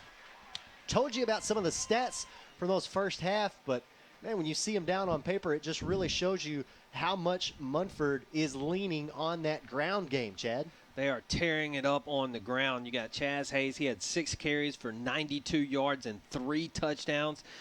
Robertson has 59 yards on the ground from 5 carries and 3 carries for Kylan Washington for 33 yards. So all of them averaging double digits on the ground.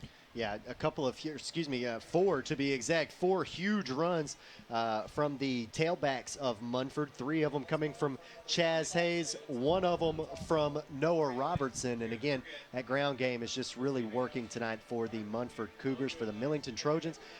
They've got some yards on the board. There's no doubt about it. They're moving the football. It's just they haven't been able to capitalize on anything yet, really. That's right. Clifton is 9 of 16 for 75 yards right now. Not the greatest completion percentage, but pretty good, and he's been pretty accurate with his throws. They aren't able to get as much done on the ground, however, and so that's what's stifling Millington. It's what stifled Covington against this Munford defense last week, but Millington has found success through the air. They're just going to have to lean on that a little bit more and spread the field a little bit more if they want to get back in this game. I agree. I think the Trojans are going to come out firing on offense when they get a chance to in the third quarter. As far as defense, I think they're going to look to really hone in on those edges that we've seen Chaz Hayes get around on so many times tonight alone. Obviously, that did open up a big run for Noah Robertson up the middle, but I think the Trojans are, again, going to be keying in on some of those outside runs. Still halftime here at the M&M Bowl, but the teams have made their way back out onto the football field where they are stretching and going through their halftime warm-ups. So we're going to take a quick break and just sit here and take in the sights and the sounds of the M&M Bowl. And when we come back, we'll have the start of the third quarter from you live from Millington right here on the Tubetown Rivalry Series. Introducing Ritter's new whole home DVR solution, the better way to watch TV. Record up to 6 of your favorite programs at the same time and watch them in up to 5 different rooms throughout your home. Manage your recordings, set parental controls, and more from your smartphone or tablet from the free Follow Me TV app. The best part, equipment starts at only $25 per month when added to an existing TV package. We just revolutionized the way you watch TV. Ritter Communications, right by you.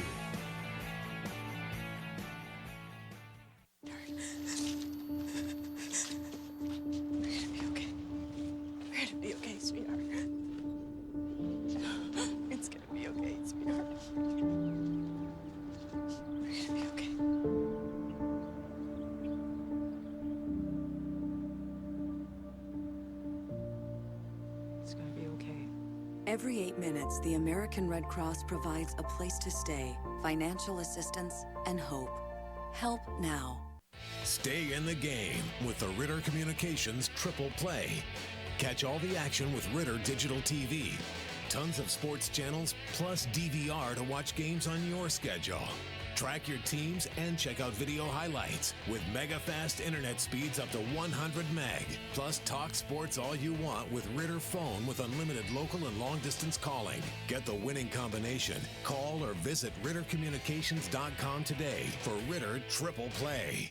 Until you've seen how fast it really is, some people's reaction to Ritter's 100 megabit internet might be like, 100 mega, huh? Here's how we describe it. Mega beautiful, mega fast, mega blast, mega party, mega Ritter. There's no end to your online possibilities with up to 100 meg internet speeds. In a word, that means mega fun. If you're not getting your high-speed internet from Ritter, you should. Call 888-336-4466 today. Only from Ritter Communications, right by you. Stay in the game with the Ritter Communications Triple Play. Catch all the action with Ritter Digital TV. Tons of sports channels, plus DVR to watch games on your schedule. Track your teams and check out video highlights with mega fast internet speeds up to 50 meg. Plus talk sports all you want with Ritter Phone with unlimited local and long distance calling. Get the winning combination. Call or visit RitterCommunications.com today for Ritter Triple Play. From Iraq and Afghanistan, our brave warriors are coming home, wounded. Some with wounds you can see, some with wounds you can't see. Wounded Warrior Project was created to support our men and women coming off the battlefield. Please help carry these warriors the rest of the way home. Get involved at woundedwarriorproject.org. For your smartphones, tablets, phablets. For the browsers you carry in your trousers. Wowzers! For your big screens and small screens, short screens and tall screens, get speed that screams. From the top of your desk to the palm of your hand, it's the fastest internet speed in the land. There's no end to your online possibilities with up to 100 meg internet speeds. If you're not getting your internet from Ritter, you should. Call 888-336-4466 today. Ritter Communications, right by you.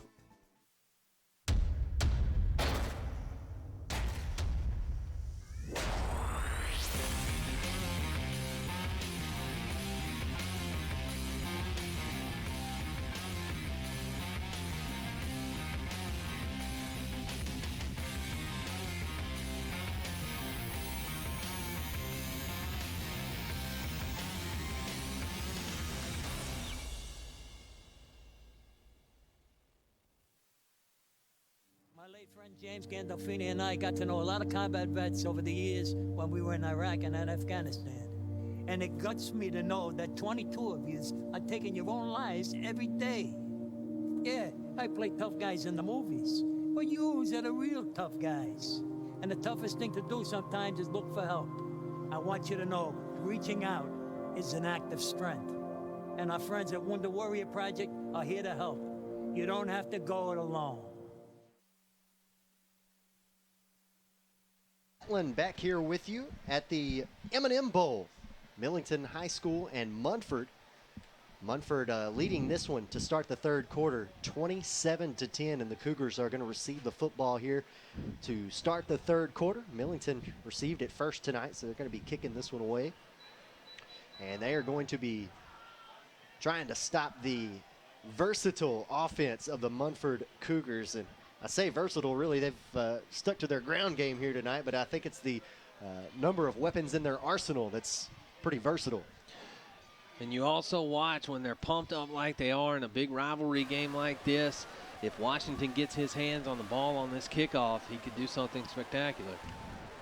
The two of the most dangerous men on the team for the Munford Cougars are actually back deep to return this kick, so I don't think the Trojans want to kick it anywhere near either one of them. Chaz Hayes, of course, we've seen him run in 3 touchdowns tonight, one from 27 yards, one from 37, and another from 20.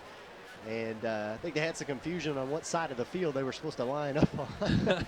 So we'll switch ends of the field, and we'll try to kick this one off. But again, Chaz Hayes, one of the return men out there for the Cougars. The other return man, Kylan Washington. And honestly, they had it right, though, the first time. Millington was going this way in the second quarter. Millington was going this direction. We saw in the opposite end zone the score from Justin Coleman. You're correct. I don't know why they. I don't have words. Trojans getting ready to kick this one off, and again we could see another short kick. Last time at the end of the second quarter they had a little squib kick, and it was touched about the 30-yard line by the Cougars, and they just barely were able to fall on top of it after putting a hand on it. Another short kick. Actually, this one's back deep. It's going to be taken by Washington. Washington across the 25, the 30. Got a seam down the far sideline, and he is tackled at the 40. And as Chad said, he was a couple of defenders away from making his way down that far sideline for 6 points. But instead, he'll give the Cougars pretty good field position to start the third quarter. We'll see quarterback Nathan Davenport lead his team back out on the field for the first time here in the third. This Munford offense hasn't had any trouble moving the ball on the ground, and you got to expect them to do a lot more of the same until they get some stops here from Millington. So from their own 40, Robertson will start the third quarter with a big run up the middle across the 50, and the safeties finally collapse in on him, but not before he picks up first down yardage. A 12-yard gain from Noah Robertson there. He just rumbles right up the middle, follows his blockers, and actually stiff-armed Chaz Hayes there. Said, Chaz, get out of my way. I'm trying to find the end zone again. And across midfield that fast, one play for Munford. And they're content to do this, Andy, because they run clock when they do this. And they're up by 17 already. Hand off up the middle once again for Robertson. Robertson will again pick up a pretty good chunk of yards.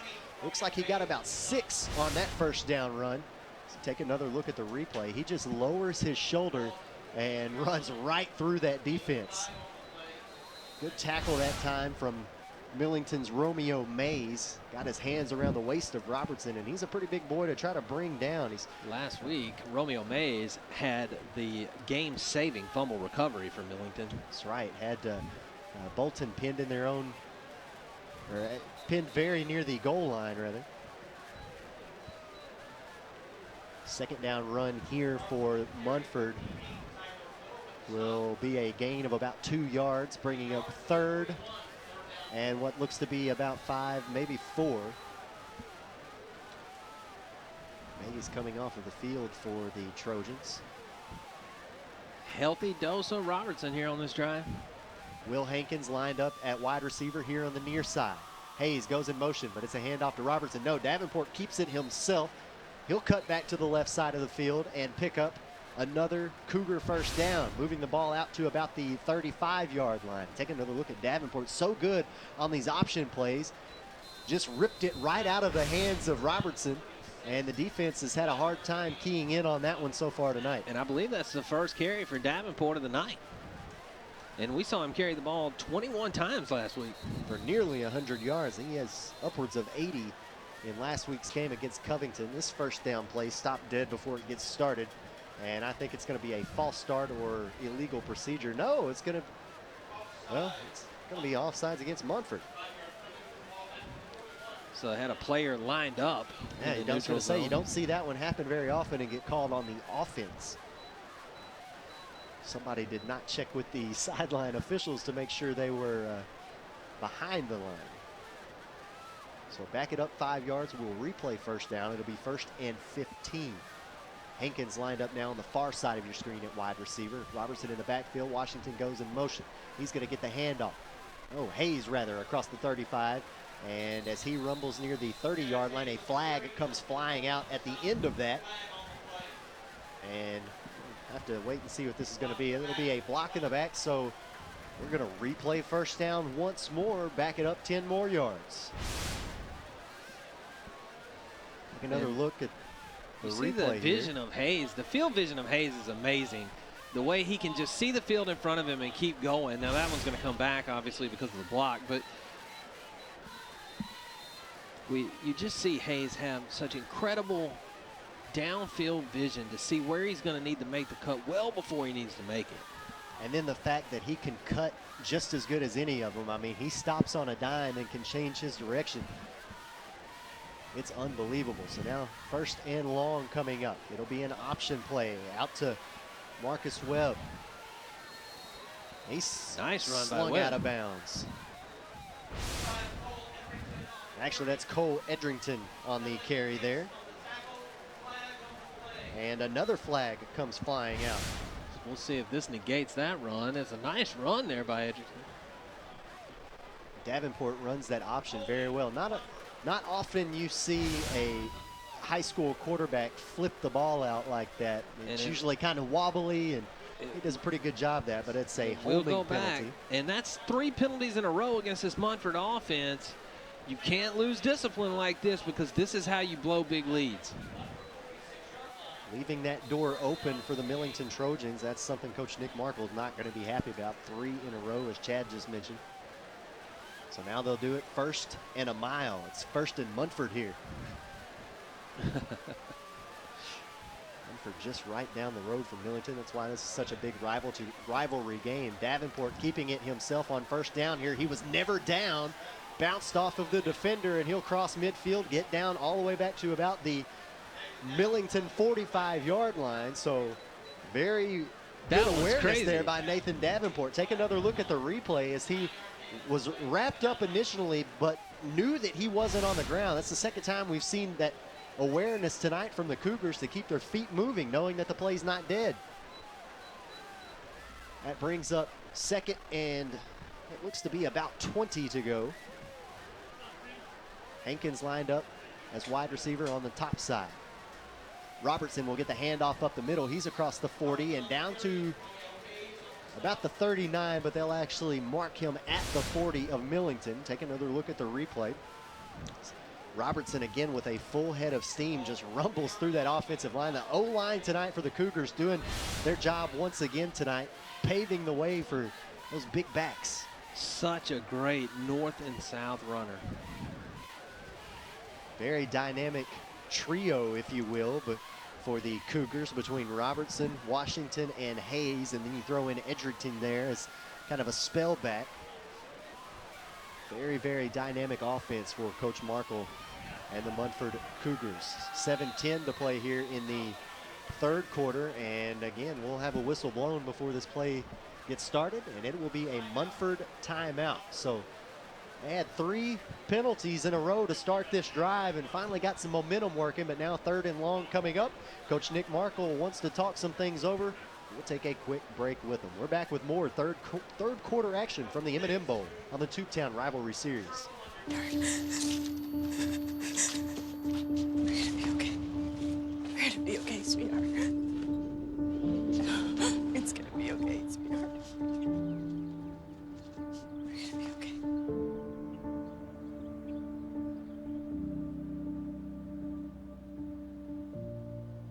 It's gonna be okay. Every 8 minutes, the American Red Cross provides a place to stay, financial assistance, and hope. Help now.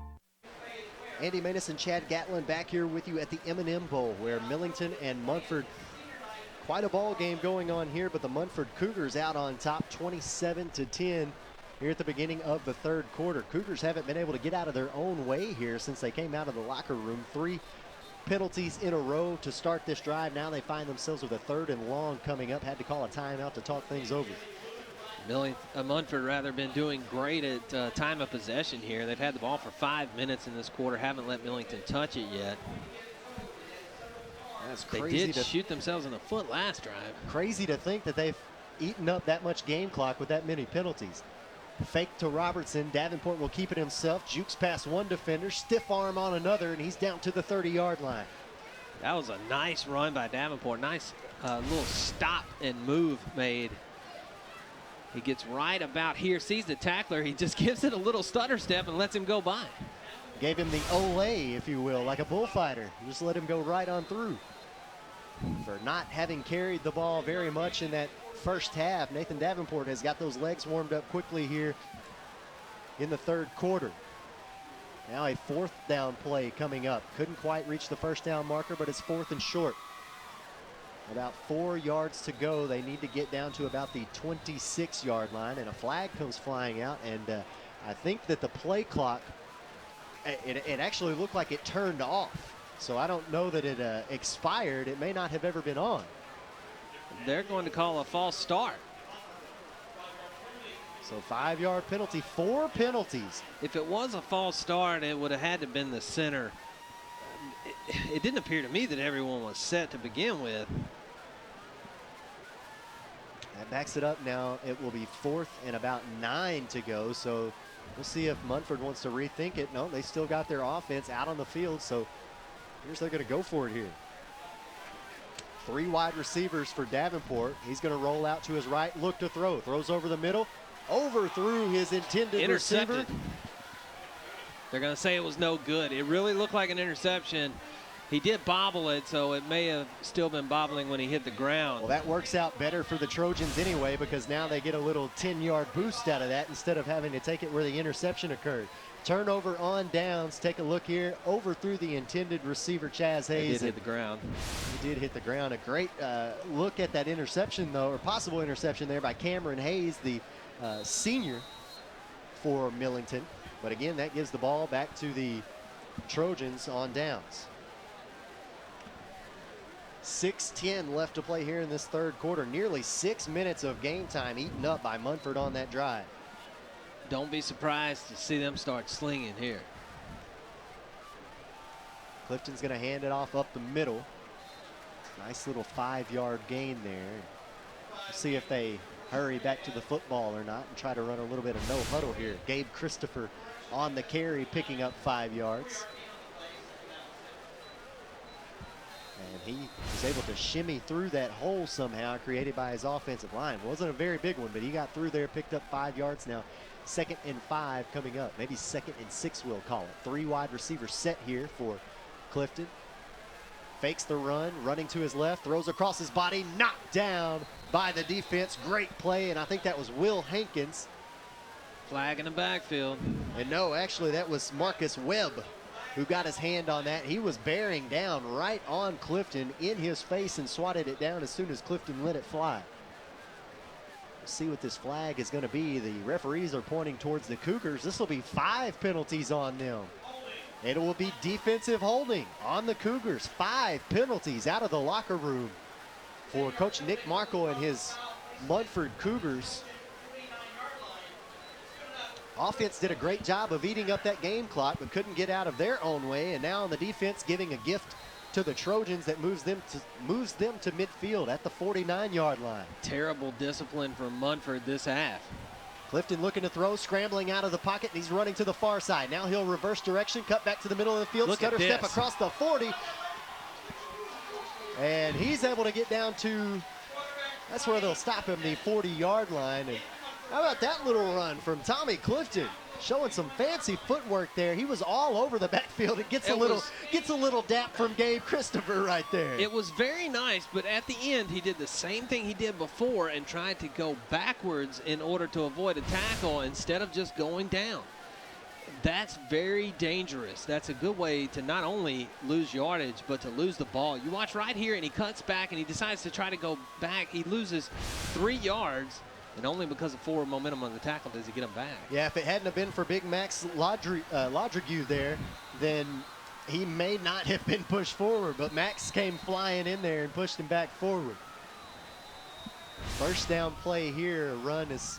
That one was sniffed out from the beginning. Was trying to run it back up the middle, and he Christopher went nowhere. 5 yards. Nearly lost the football there, too. And we have got I think that is a Trojan down at about the 40-yard line, and he is getting some attention right now, so we're going to step aside while we tend to the injured player. 4:46 left to play in the third quarter. Your score 27-10, Munford leading Millington. Stay in the game with the Ritter Communications Triple Play. Catch all the action with Ritter Digital TV.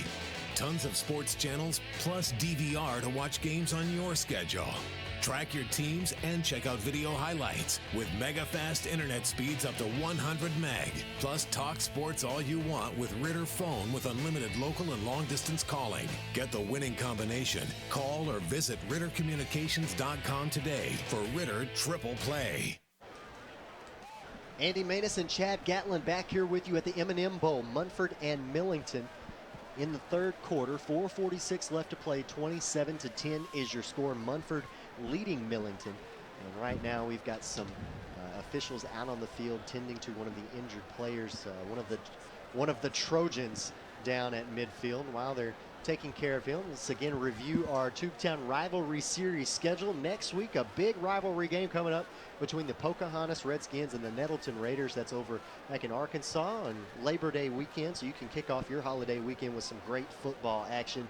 And then we're back here in Tennessee again the week after that for a big game with Brighton and Covington. Brighton and Covington going to be a good game. Covington hurting from the loss that they took to Munford last week, and Brighton had a terrible loss to Houston. They wanted to get it started off right, playing that big 6-8 school, but it was just too much for them to handle. So both of these teams trying to bounce back this week, and then in a couple of weeks they'll play each other. And then, of course, the week after that, we will have Little Rock Catholic and Jonesboro back over in Arkansas. The injured Millington Trojan is Tyler Miller, and you can see there, look like they're trying to work out a cramp maybe. He is walking pretty well with some assistance, but we're going to go ahead and take a quick break while they continue to assist him. 4:46 left to play in the third. We're back with more after this. From Iraq and Afghanistan, our brave warriors are coming home, wounded. Some with wounds you can see, some with wounds you can't see. Wounded Warrior Project was created to support our men and women coming off the battlefield. Please help carry these warriors the rest of the way home. Get involved at woundedwarriorproject.org. Andy Maness and Chad Gatlin back here with you after the injury timeout. 4:36 left to play here in the third quarter. Clifton looking to throw, throws one out to the near side, caught at about the 45, now to the 40, and that's Corey Smith on the reception there. Nice little pickup of about 6, maybe 7 yards, and that'll make it that'll make it 3rd and 8. You're going to have to see a lot more of that out of Clifton. A lot more of him throwing the ball, even if it's just for these little 5-6 yard dump offs. Tommy Clifton has been a fun quarterback to watch, even for a sophomore. 4 wide receivers set for Clifton. He's going to look to throw again. No, steps up in the pocket, is wrapped up from behind. He will be sacked. Trying to see who that was. It was Marcus Webb. That's the second time he's been in the backfield on this drive alone. He is hassling Tommy Clifton tonight, and you'll see it again here on the replay. Number 6 got right around the tackle there. Holy smokes, it did not even look like Marvin Hodo put a hand on him there. And I will compliment, though, Clifton on this one. He didn't try to do anything unnecessary. He just took the hit, and instead of trying to run out of it, and so he only ends up losing a yard. But that does bring up 4th down. Now 4th and 9 coming up for the Trojans. They come out with a 4 wide receiver set. Justin Coleman in the backfield. And I think we're going to have maybe a Millington timeout. The referee blew his whistle, and he's going to say delay a game. No. Oh, wow. So that is a big blow there for the Trojans. And this may change what they want to do here. That's exactly what I was about to say. They were in decent field position to go for it, but like you said, they may have to punt it now, and I think that's what they're going to do. They're going to bring their special teams unit out onto the field, and that is a big blow for the Trojans there. Had an opportunity to go for it in Munford territory, and now at midfield they are wisely going to have to boot this one away as Mac Coulter, the senior, will come out to punt this one for Millington. And again, back deep to return for the Munford Cougars is the dangerous Kylan Washington. We'll see if they, well, now another flag comes flying out here. None of the players seem to know. Another delay of game. And Chad, this is a bit difficult for me to grasp because there's no play clocks anymore. They couldn't get the play clock to function properly, I believe, here at the stadium. So, and now the snap goes over the head. He runs, can't scoop it up. Munford will fall on it at the Millington 24-yard line. And Matt Coulter, that was way over his head. He's 6'4", but that snap was launched at about 8 feet tall. He went back and could not scoop it up, frantically trying to avoid what happened, and well. And now Munford gonna start a drive at the opponent's 23-yard line. Incredible.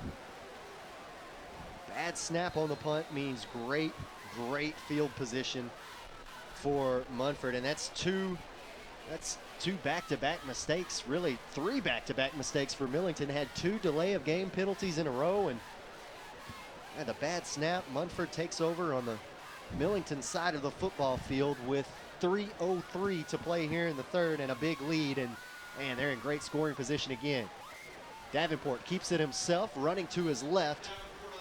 Will cross the 20-yard line, will be dropped at about the 16, picking up close to 4, maybe 5 yards. Actually, scratch that. 7-8 on the carry. Got a lot more out of that than I thought he did from this viewpoint, but yeah, it certainly looked like a lot less, but they will spot him there at the 16. Hand off to Robertson. Robertson running to his left. He's going to pick up the first down. That will move the chains as they move further into Millington territory, now inside of the red zone. Actually, we're going to have that one called back. Munford. Illegal shift, I think. That's exactly what it was. Good eye out there, Chad. So backs it up 5 yards. We will replay second down here, and it will make it about 2nd and 8 to go.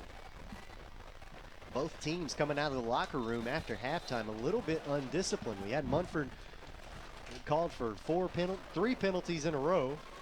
Had a couple more, giving Millington pretty good field position. And of course, Millington with back-to-back delay of game penalties. So Munford now here. 2nd and 8 coming up. Just uncharacteristic of this team. We only saw them get a couple of penalties last week. Looks like they're having some trouble getting lined up now, and it's going to be a delay. We have another flag. No, they're going to call a timeout before it happens.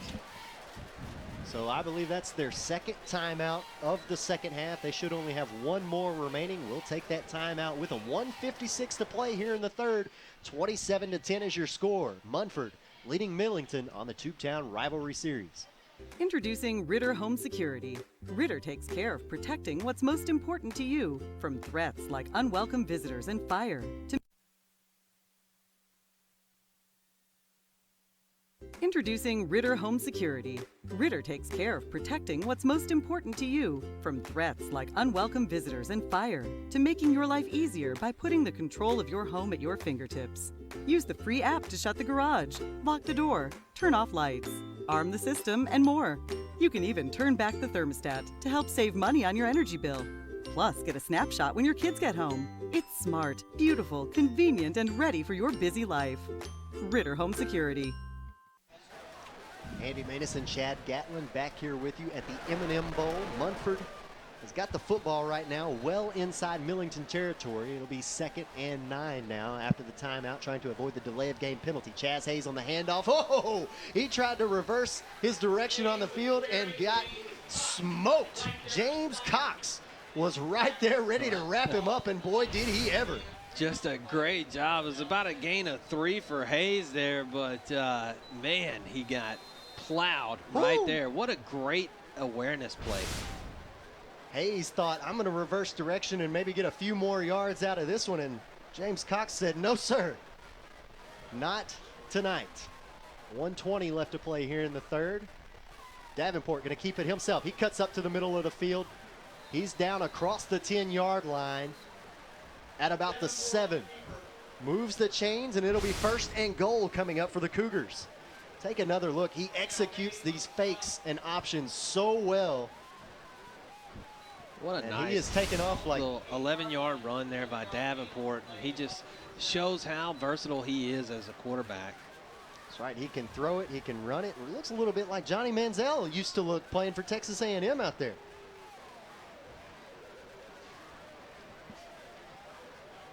Now, without the money signs. Without the money signs, correct. Under a minute left to play here in the third. Hand off to Robertson. Robertson lowers his shoulder. Puts the boom on a defender as he crosses the 5-yard line. He's going to get down to about the, they'll spot him at maybe the 3. Check that, make it the 4, and it's going to be 2nd and goal inside the 5-yard line coming up for the Cougars. And this third quarter has gone by very quickly thanks to the Cougars keeping the ball on the ground. Now under 30 seconds left to play here in the third. 8 penalties between both teams here in this quarter. Washington lined up on the right, Hayes on the left. He gets the handoff, stops, reverses direction, and meets a defender at the goal line, and he gets in. Chaz Hayes with another touchdown run on the evening, his 4th of the night. And he is Mr. Football at the M&M Bowl. Take a look as he takes the handoff. Look at him stop on a dime, and he's been doing that all night long. Oh, by the way, he's not scared to lower that shoulder either. Taking a page out of the playbook from Noah Robertson. Absolutely. Hayes has just been incredible tonight. We sort of wondered where he was last week, but he's here now. A missed extra point there. That mixed extra point will make it 33-10 your score with 12 seconds remaining in the third quarter. Big touchdown run from Chaz Hayes, his 4th on the night. My late friend James Gandolfini and I got to know a lot of combat vets over the years when we were in Iraq and in Afghanistan. And it guts me to know that 22 of you are taking your own lives every day. Yeah, I play tough guys in the movies, but yous are the real tough guys. And the toughest thing to do sometimes is look for help. I want you to know, reaching out is an act of strength. And our friends at Wounded Warrior Project are here to help. You don't have to go it alone.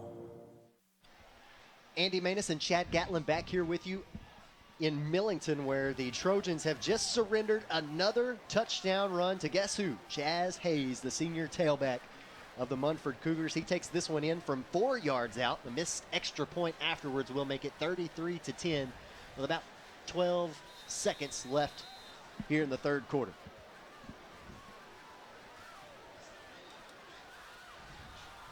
There's the kickoff. Be taken at about the 20-yard line, out to the 25 to the 30, and it was an excellent kick. And the return man stopped short of the 30-yard line. They'll mark it at the 29. And that was Eddie Macklin on the return there. 15-yard return there from Macklin. That will leave time for one more play here in the third quarter.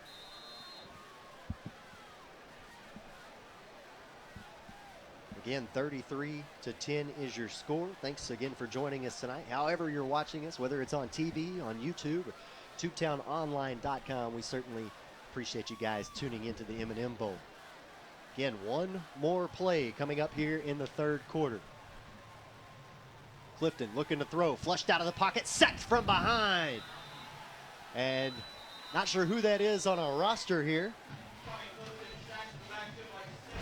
It was Max Ladrigue who broke through the line and able to bring down Tommy Clifton to end the third quarter. Take another look at the replay. Big 79 comes bull rushing up the middle.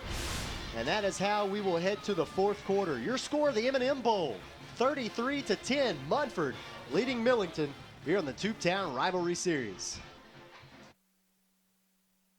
Stay in the game with the Ritter Communications Triple Play. Catch all the action with Ritter Digital TV. Tons of sports channels, plus DVR to watch games on your schedule. Track your teams and check out video highlights with mega fast internet speeds up to 50 meg. Plus talk sports all you want with Ritter Phone with unlimited local and long distance calling. Get the winning combination. Call or visit RitterCommunications.com today for Ritter Triple Play. Andy Manis and Chad Gatlin here with you in the fourth quarter of the M&M Bowl. Millington hosting the M&M Bowl tonight, and their fans are a little bit disappointed as we get set to start the fourth quarter. They trail 33-10.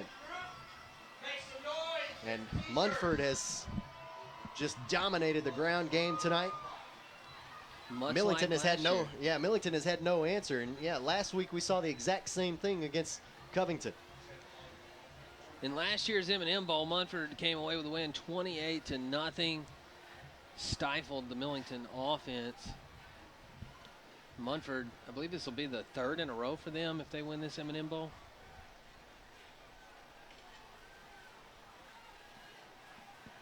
Starting out on their own 25-yard line here in the fourth quarter. Clifton looking to throw, drops way back in the pocket. It's a little screen trying to be set up for Coleman, and Coleman couldn't field the low pass. Of course, Clifton had to throw that one as he was backpedaling and didn't get to put a whole lot of accuracy on it. So that will bring up third down. Third and long coming up for the Trojans. And they're going to have to throw this entire quarter and then some, and then have some great things happen for them. They've had great success at times in the passing game, just not able to get it in the end zone. 3rd and 15 coming up, 4 wide receiver set. And throwing it over the middle to Macklin. He gets out to about the 35-yard line, actually shy of the 35-yard line. And that will bring up 4th down and about 9 to go. Little slant pattern we saw earlier in the game. A great heads-up tackle there, too, by Kylan Washington. Of course, he's the do-it-all player for Munford. He can do it on offense. He's a special teams man, and he can also lay the lumber playing safety for the Cougars. So now a huge 4th down play coming up for the Trojans. This is make or break for them. This could be the ball game. 4 wide receiver set. Clifton flushed out of the pocket, being chased down from behind. Throws it off of his back foot. Nobody in the vicinity. He just had to let that one go. He is so lucky with that one. On his way down threw the ball, but there was no defenders in the area. That one floated up there for somebody to get. And how about that job by Marcus Webb? That is the 3rd time we've called his name in the second half alone. Getting in the backfield and pestering Tommy Clifton. Sacked him earlier and knocked down a pass. That time he's going to be credited with a QB hurry, no doubt. So a turnover on downs. We'll give the ball back to the Munford Cougars with 11:03 to play in the ball game, and they lead big time, 33-10. Nothing to do but just eat up some game clock here on this drive. We've got a new QB in the game for the Munford Cougars. That's Brian Nauman. He is a senior for the Cougars. Fake the handoff up the middle, and he's going to keep it himself there. And I think we may have a hole Whole list of new players out there for the Munford Cougars. I believe you're right, Andy. It looks like they've done wholesale changes here to kind of just close this game out here in the fourth quarter.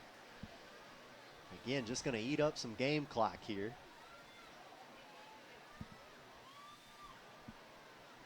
Bauman will hand it off up the middle, and tailback will be met immediately.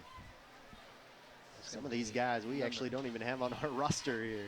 It's a number 16, Adrian Hill.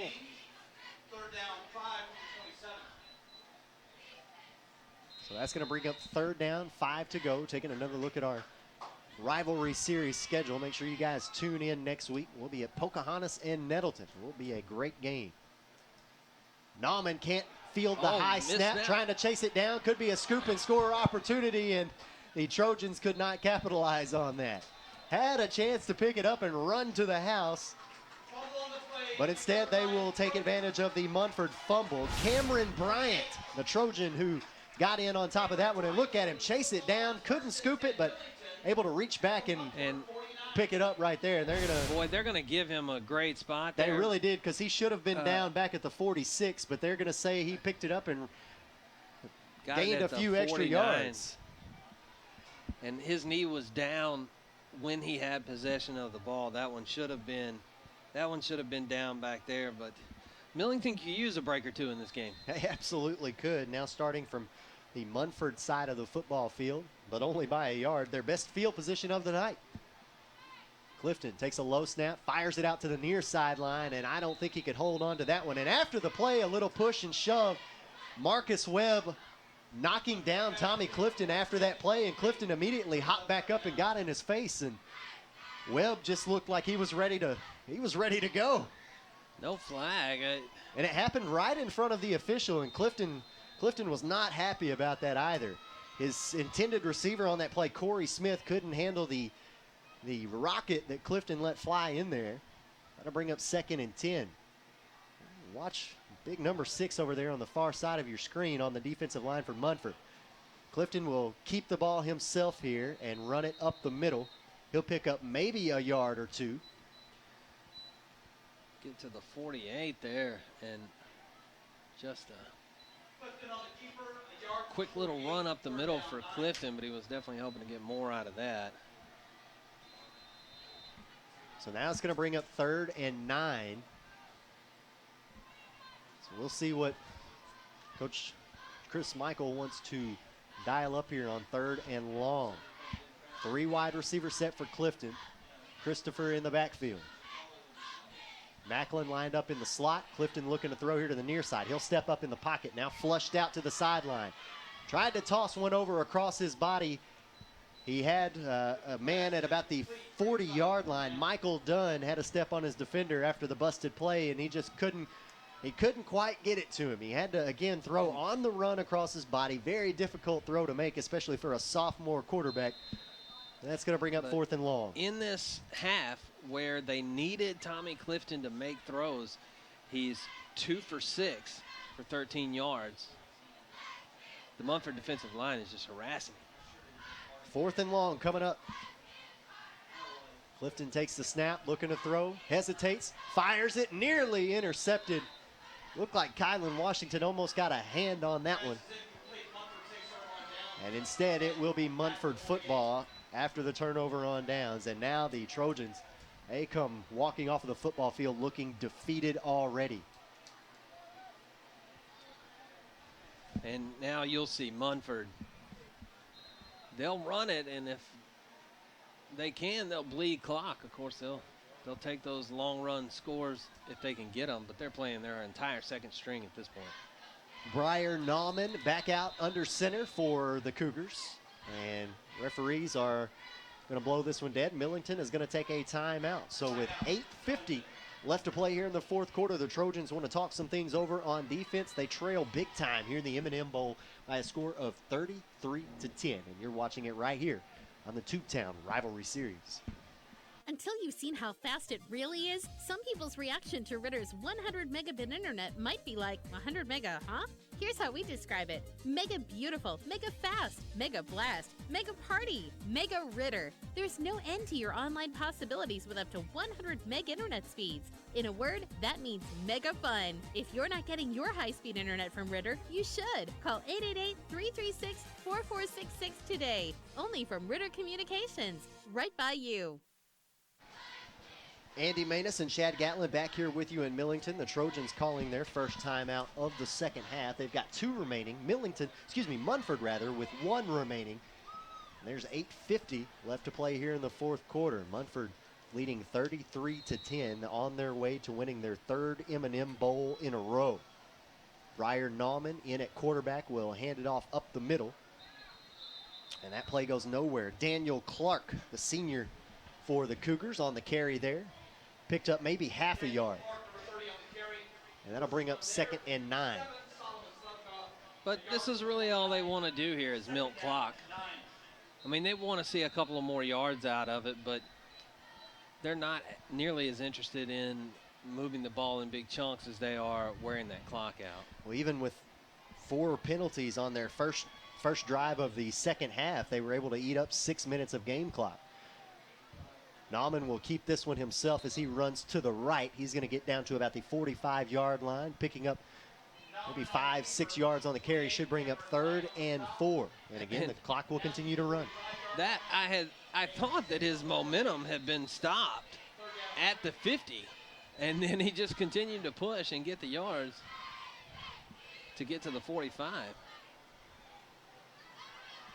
They're going to take their time getting to the football. Again, nothing to do but let the clock run out here in the fourth quarter.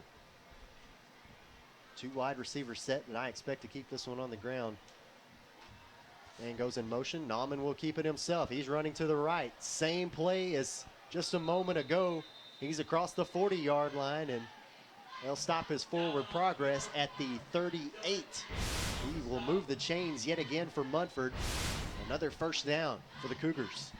Forward progress to the Millington 38. It's a 7-yard gain. 7-yard gain on the ground that time from the senior Brian Nauman. He's listed as a safety, 5'9", 146. Looks a little bit bigger than that out there. He's taken over for Nathan Davenport, who had an excellent second half.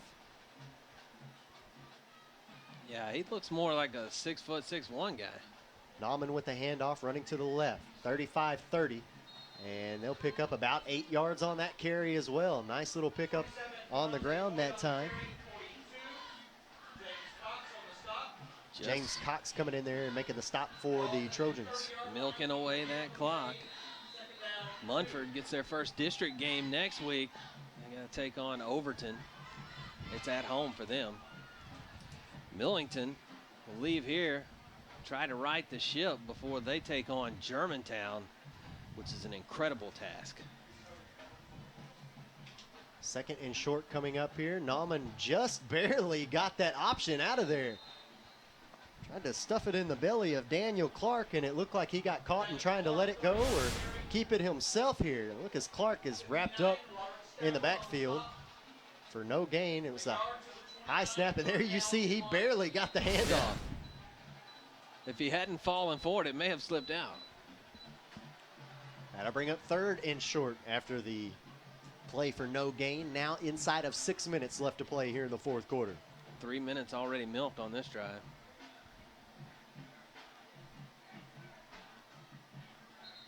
And I think we had somebody jump early that time on the Munford offense, so that'll blow this one dead, and we'll back it up 5 yards and do it again. No, delay of game. 3rd time we've seen that happen here in the second half since they shut off the play clocks.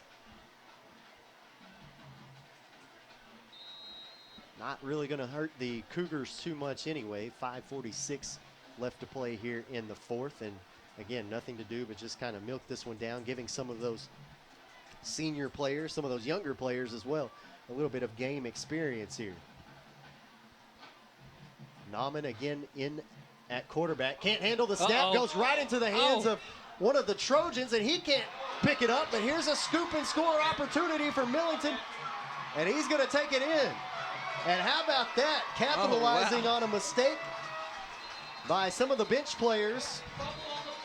And it's Matthew Thomas who takes this one to the house for 6 points. Cameron Bryant, the initial Trojan to get his hands on it.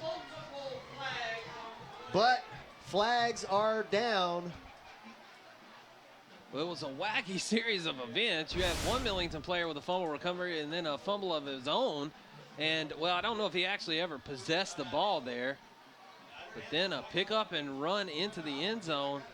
He is chugging, too. He is running as fast as his legs will carry him.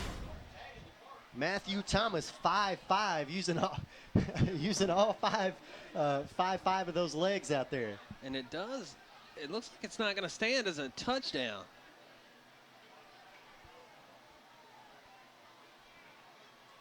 Personal foul against Millington. We'll decline that. Block in the back against the Trojans. That one will be the one that is enforced here, and it will they will enforce it after the fumble occurred. So that means it will be Trojan football. We'll get to take another look at Tommy Clifton.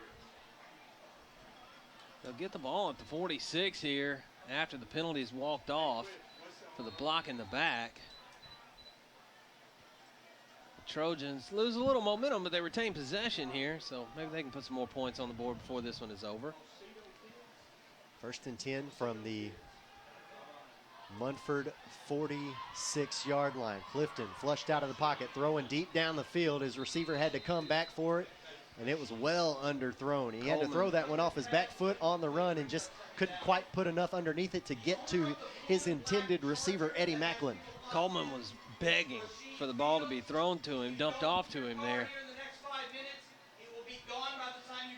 Clifton rightly wanted to get more out of that play, though. Coleman was only a couple yards in front of him. If he should have run a little route out or threw a block to help his quarterback. But at this point, I think Tommy Clifton's thinking what everybody else here dressed in black and gold was thinking. We want to score. We want a touchdown here in the 4th quarter. Clifton drops back in the pocket. Now he'll step up. Slings one out to Macklin. Macklin's at the 40, the 35, spins down to the 32. And a nice little pitch and catch from Eddie Macklin. Like to see the little sportsmanship there between he and the defender. That was a nice little completion there. He sidearmed that one like Randy Johnson in there. Moves the chains. 1st and 10 now from the Munford 32-yard line inside the 5-minute mark. 4:55 left to play in the 4th. 3 wide receivers set for Clifton. Coleman is in the backfield. He'll get the handoff across the 30 as he tries to reverse his direction, but he's held up by one of the Munford Cougars and gets some assists there coming in. I believe that was TJ Scott and Max Laudrigue. That's Coleman's first carry of the half. 5-yard carry. Of course, they're not going to run the ball much. They may do it to just salt this game out.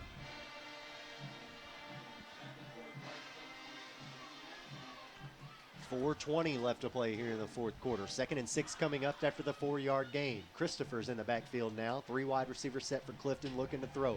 Pump fakes, now he'll roll out. Still looking, now he's gonna run with it. Lowers his shoulder at the 25-yard line, knocked out of bounds.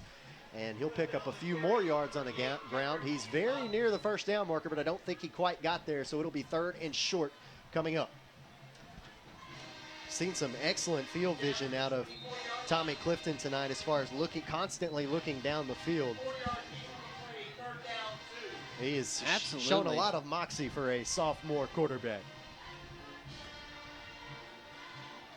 And a lot of Millington's woes here are due to the Munford defensive line just pushing past the offensive line, putting more pressure than Clifton wants to see. Doesn't have the time to get a receiver open. And now here on 3rd and short, I think we've got either a false start or delay of game on Millington. Timeout. We've seen some good coverage out of the DBs too for Munford, covering up the people that Clifton wants to get the ball to. Coach Chris Michael going to talk some things over with the Trojans. We'll take a quick break alongside with them. 4:05 left to play in the M&M Bowl. Millington trailing 33-10. For your smartphones, tablets, phablets. For the browsers you carry in your trousers. Wowzers! For your big screens and small screens, short screens and tall screens, get speed that screams. From the top of your desk to the palm of your hand, it's the fastest internet speed in the land. There's no end to your online possibilities with up to 100 meg internet speeds. If you're not getting your internet from Ritter, you should. Call 888-336-4466 today. Ritter Communications. Right by you. Andy Manus and Chad Gatlin back here with you at the M&M Bowl. Millington calling their second timeout of the second half. Each team with one remaining, but there's 4:05 left to play in the fourth here. Third and short coming up for Millington. Gabe Christopher standing behind Tommy Clifton. He's going to get the handoff, lower his shoulder and rumble forward. He got met as soon as he crossed the line of scrimmage, and from where the referee on the far side of the field is standing, it'll be close, but the head official already signaling first down. I think he got the first down, but it definitely wasn't much more on that one. Crossed the line of scrimmage and got stood up right after that, but Christopher does pick up the first, moves the chains with 3:51 left to play here in the fourth quarter. Clifton checked his wristband. He's ready to call the play now, sends Macklin in motion. Macklin takes the pitch, cuts his direction back up the middle of the field, using that speed of his, and he's down near the 10-yard line. And Macklin, that was a nifty little run from Macklin. Where's that been all night? Talk about Chaz Hayes stopping on a dime. Watch this. Right there, just completely changed direction. That was some nifty footwork by the junior, Eddie Macklin. Millington happy they're going to hold on to him for another year. Good little 12-yard gain there from Macklin. We talked about Covington a moment ago bouncing back. They did so. 49-21 right now. They lead First Assembly Christian. And that pass was picked off. That pass was picked off at the goal line, and it'll be Munford football. How about that? Tommy Clifton trying to throw one over. It looked like Corey Smith was the intended receiver. And the defender and I think that was Kylan Washington, just jumped right in his way. Taking another look at the replay, fires it in there, and then how about that? Great. Kylan Washington comes in, but boy, he paid the price for it too. It looked like he got his neck turned a little bit of the wrong direction there, so we're happy to see him just get up and walk off the field after that one. But how about that interception? And, you know, it was just great vision there by Washington to see where the ball was coming and get behind there. And the ball was a little bit in front of the receiver. And so Washington, right place, right time, coming in for safety help, able to get that interception. He's such an important part of this Munford team, not only on defense but in the return game as well. Also has opportunities to stand out on offense as well when they're not giving the ball to Chaz Hayes and Noah Robertson. This ball goes over the head and back into the end zone, and it'll be a safety. And they cannot get the center to quarterback connection down here in the the fourth quarter with these substitutions. And so that'll give 2 points to the Millington Trojans, and they'll get the football right back with 3:04 to play in the fourth quarter. A 5-second possession by Munford there. Millington gets the ball back. Just a bad snap over the head of the quarterback. Heads up play by Jalen Huffman there to get on the ball, so they only suffered the safety and not the touchdown. Not that it would make a difference in the game, but when you have a scoreboard that looks this good, you want to go home with it. Absolutely. Don't want to surrender any more points. And meanwhile, if you're Millington, you're just trying to make it look a little bit better. Told you Covington was leading First Assembly Christian 49-21 earlier. Brighton was behind Dyersburg, but now they're up 26-21 over Dyersburg in the fourth quarter.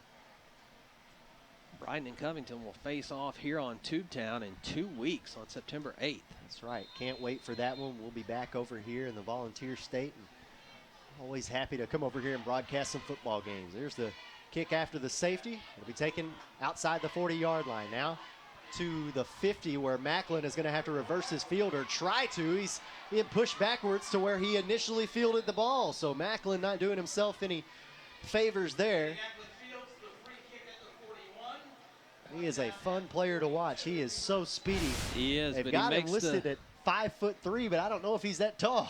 He makes the mistake here that Clifton, we saw make twice but not have to pay for it, but he does have to pay for it. Runs all the way back to 41 and is taken down rather than just taking the yards you've already gained. Don't give up what you've already earned when you have the ball in your hand.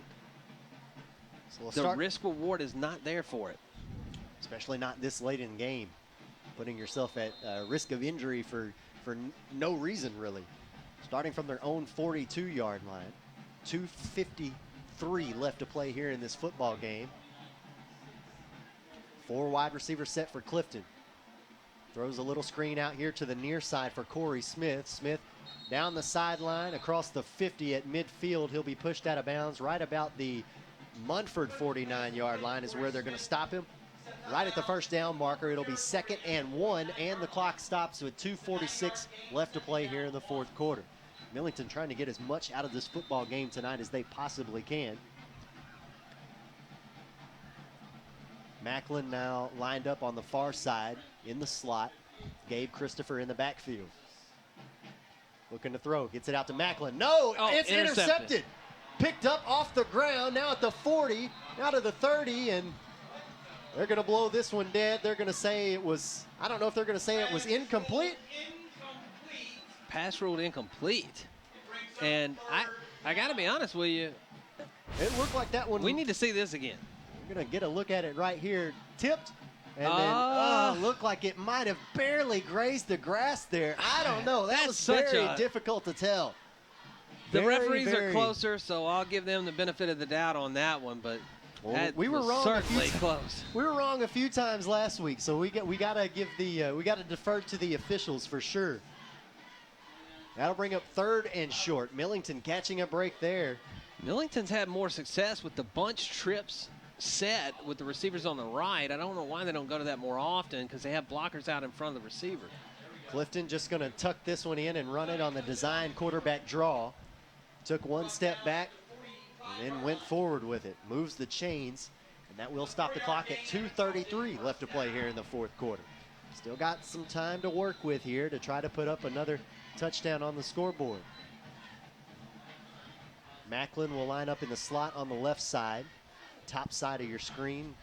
Dylan Nix working to the outside on the top side of your screen. Christopher's in the backfield. Corey Smith on the right side. Clifton looking to throw. Flushed out of the pocket here to the near side. Got to get rid of it. Throws it away to nobody. And I'm honestly surprised that one, well, he was well outside the tackle box and the ball was thrown well past the line of scrimmage. So no calling intentional grounding there. But that will bring up 2nd and 10. Munford has done a great job of getting in that backfield and pestering Tommy Clifton all night long. He has not been able to stand in the pocket and throw comfortably very many times tonight. He's had a few on occasion, but for the most part, that defensive line, especially Marcus Webb, been in his face tonight. Webb, a senior for this Cougar defense, has had a great ball game, especially here in the 2nd half. 3 wide receivers for Clifton as he surveys the field. He'll send Macklin in motion. Fake the handoff to him. He'll keep it himself. Running up the middle across the 40. Lowers his shoulder and runs over a defender at the 35. A great run by him, but Macklin got clotheslined in the backfield there on the fake. Well, it looked like the defense was keying in on him pretty heavily looking at the way that Clifton ran that ball so easily up the middle. That does move the chains, and it'll be a 1st down. The clock will stop until they get it reset at 1:50. Now it starts to run again. 3 wide receiver set. Smith at the bottom. Macklin in the slot at the top. Throw outside to Nix, and it's too tall for Dylan Nix to reel in, and so it'll be 2nd and 10 coming up. Clock will stop with 1:40 left to play here in the 4th quarter. Clifton only 4 for 13 this half. Definitely not had the 2nd half of football that he thought he was going to have, judging on that 1st half success. 4 wide receivers set now for Millington, and looks like Munford's going to bring 5 rushers. Oh, they back one off. Clifton's got some time to throw. Gets it out to Christopher at the 35, now the 30, runs over a defender at the 25, and he's down to the 22. Gabe Christopher. Made a man miss. It was a really excellent little move he put on a guy there at the sideline. Take another look, the little dump off pass here to Christopher. There's the miss, and here's the boom. He absolutely truck stick Josh Thomas, the senior Cougar. Thomas may be seeing stars after that one.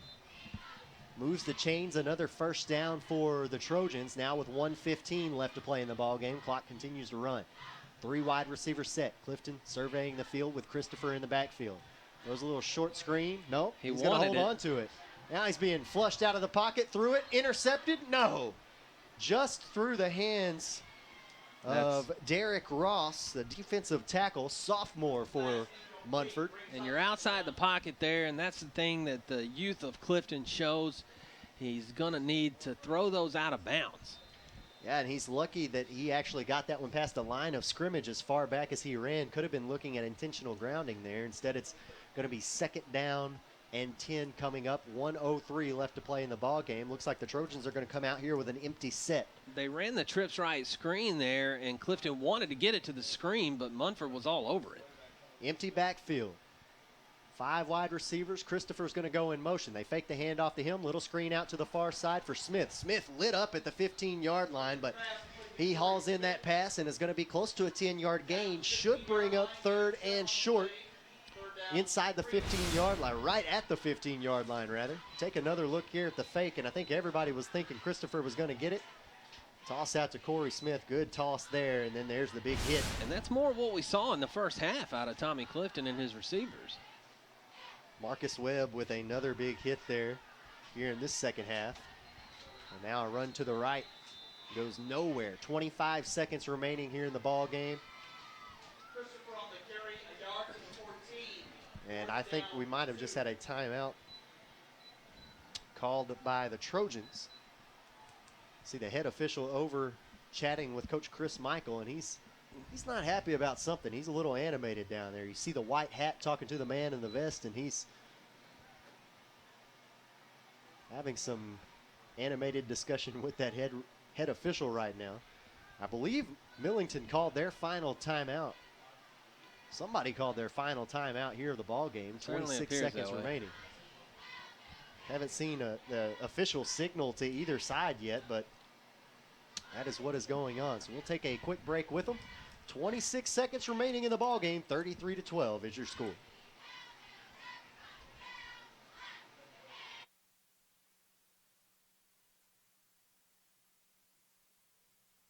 High-speed internet for every grown-up, grandparent, kid, teen, and in between. Ritter's got it. Every JPEG, MPEG, and GIF for the working mom or the working stiff, loaded in a GIF. Whether you're a blogger, gamer, or pixel tamer, don't be a slow-speed blamer.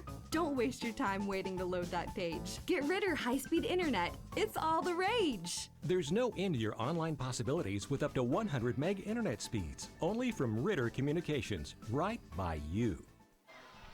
Andy Maness and Chad Gatlin back here with you. End of the ball game. 26 seconds left to play in the fourth quarter. 33-12 is your score. 3rd and short coming up for the Trojans. And little pitch out to Corey Smith at the 15-yard line. I don't know if he got enough for the first. It looked like he actually lost yards there. It looked like an incompletion at first, and he did lose a yard on the play. 24. Actually, that was a 4th down play. I thought it was 3rd, but it was a 4th down play. So only thing left to do now for the Munford Cougars is to take a knee. Coach's favorite formation in the playbook, the victory formation. Let's see if they come out with it here. Again, Munford will face off against Overton next week. Millington will take on Germantown. Munford with a 2-0 start this season, coming out strong, beating both of their biggest rivals. There's the knee. And only thing left to do now is let the clock run out. What an excellent game tonight from They let Davenport take the knee victory. I like that. Coach Nick Markle, absolutely. We saw Briar Nauman in there for a majority of the 3rd and 4th quarter, but they let the man who led his team to victory tonight, Nathan Davenport, one of the senior leaders of the Cougars, take the final knee, and that will be tonight's final. 33-12 is your score. Munford wins their third M&M Bowl in a row. We're going to go ahead and wrap up tonight's broadcast on Tubetown and on youtube.com/Tubetown online. We'll wrap it up here. Make sure you hop over to our Facebook page. We're about to hop on Facebook Live and wrap up tonight's game with our post-game segment. So again, hop over to facebook.com/Tubetown online and check out our post-game show. Appreciate everybody joining us tonight on Tubetown and our YouTube page. Again, we'll be back in Arkansas next week for Pocahontas and Nettleton. But again, hop over to Facebook right now. We're going to go down on the field and wrap up tonight's ball game. Again, the final, Munford and Millington. Munford wins 33-12. We'll see you on Facebook Live here in just a few minutes.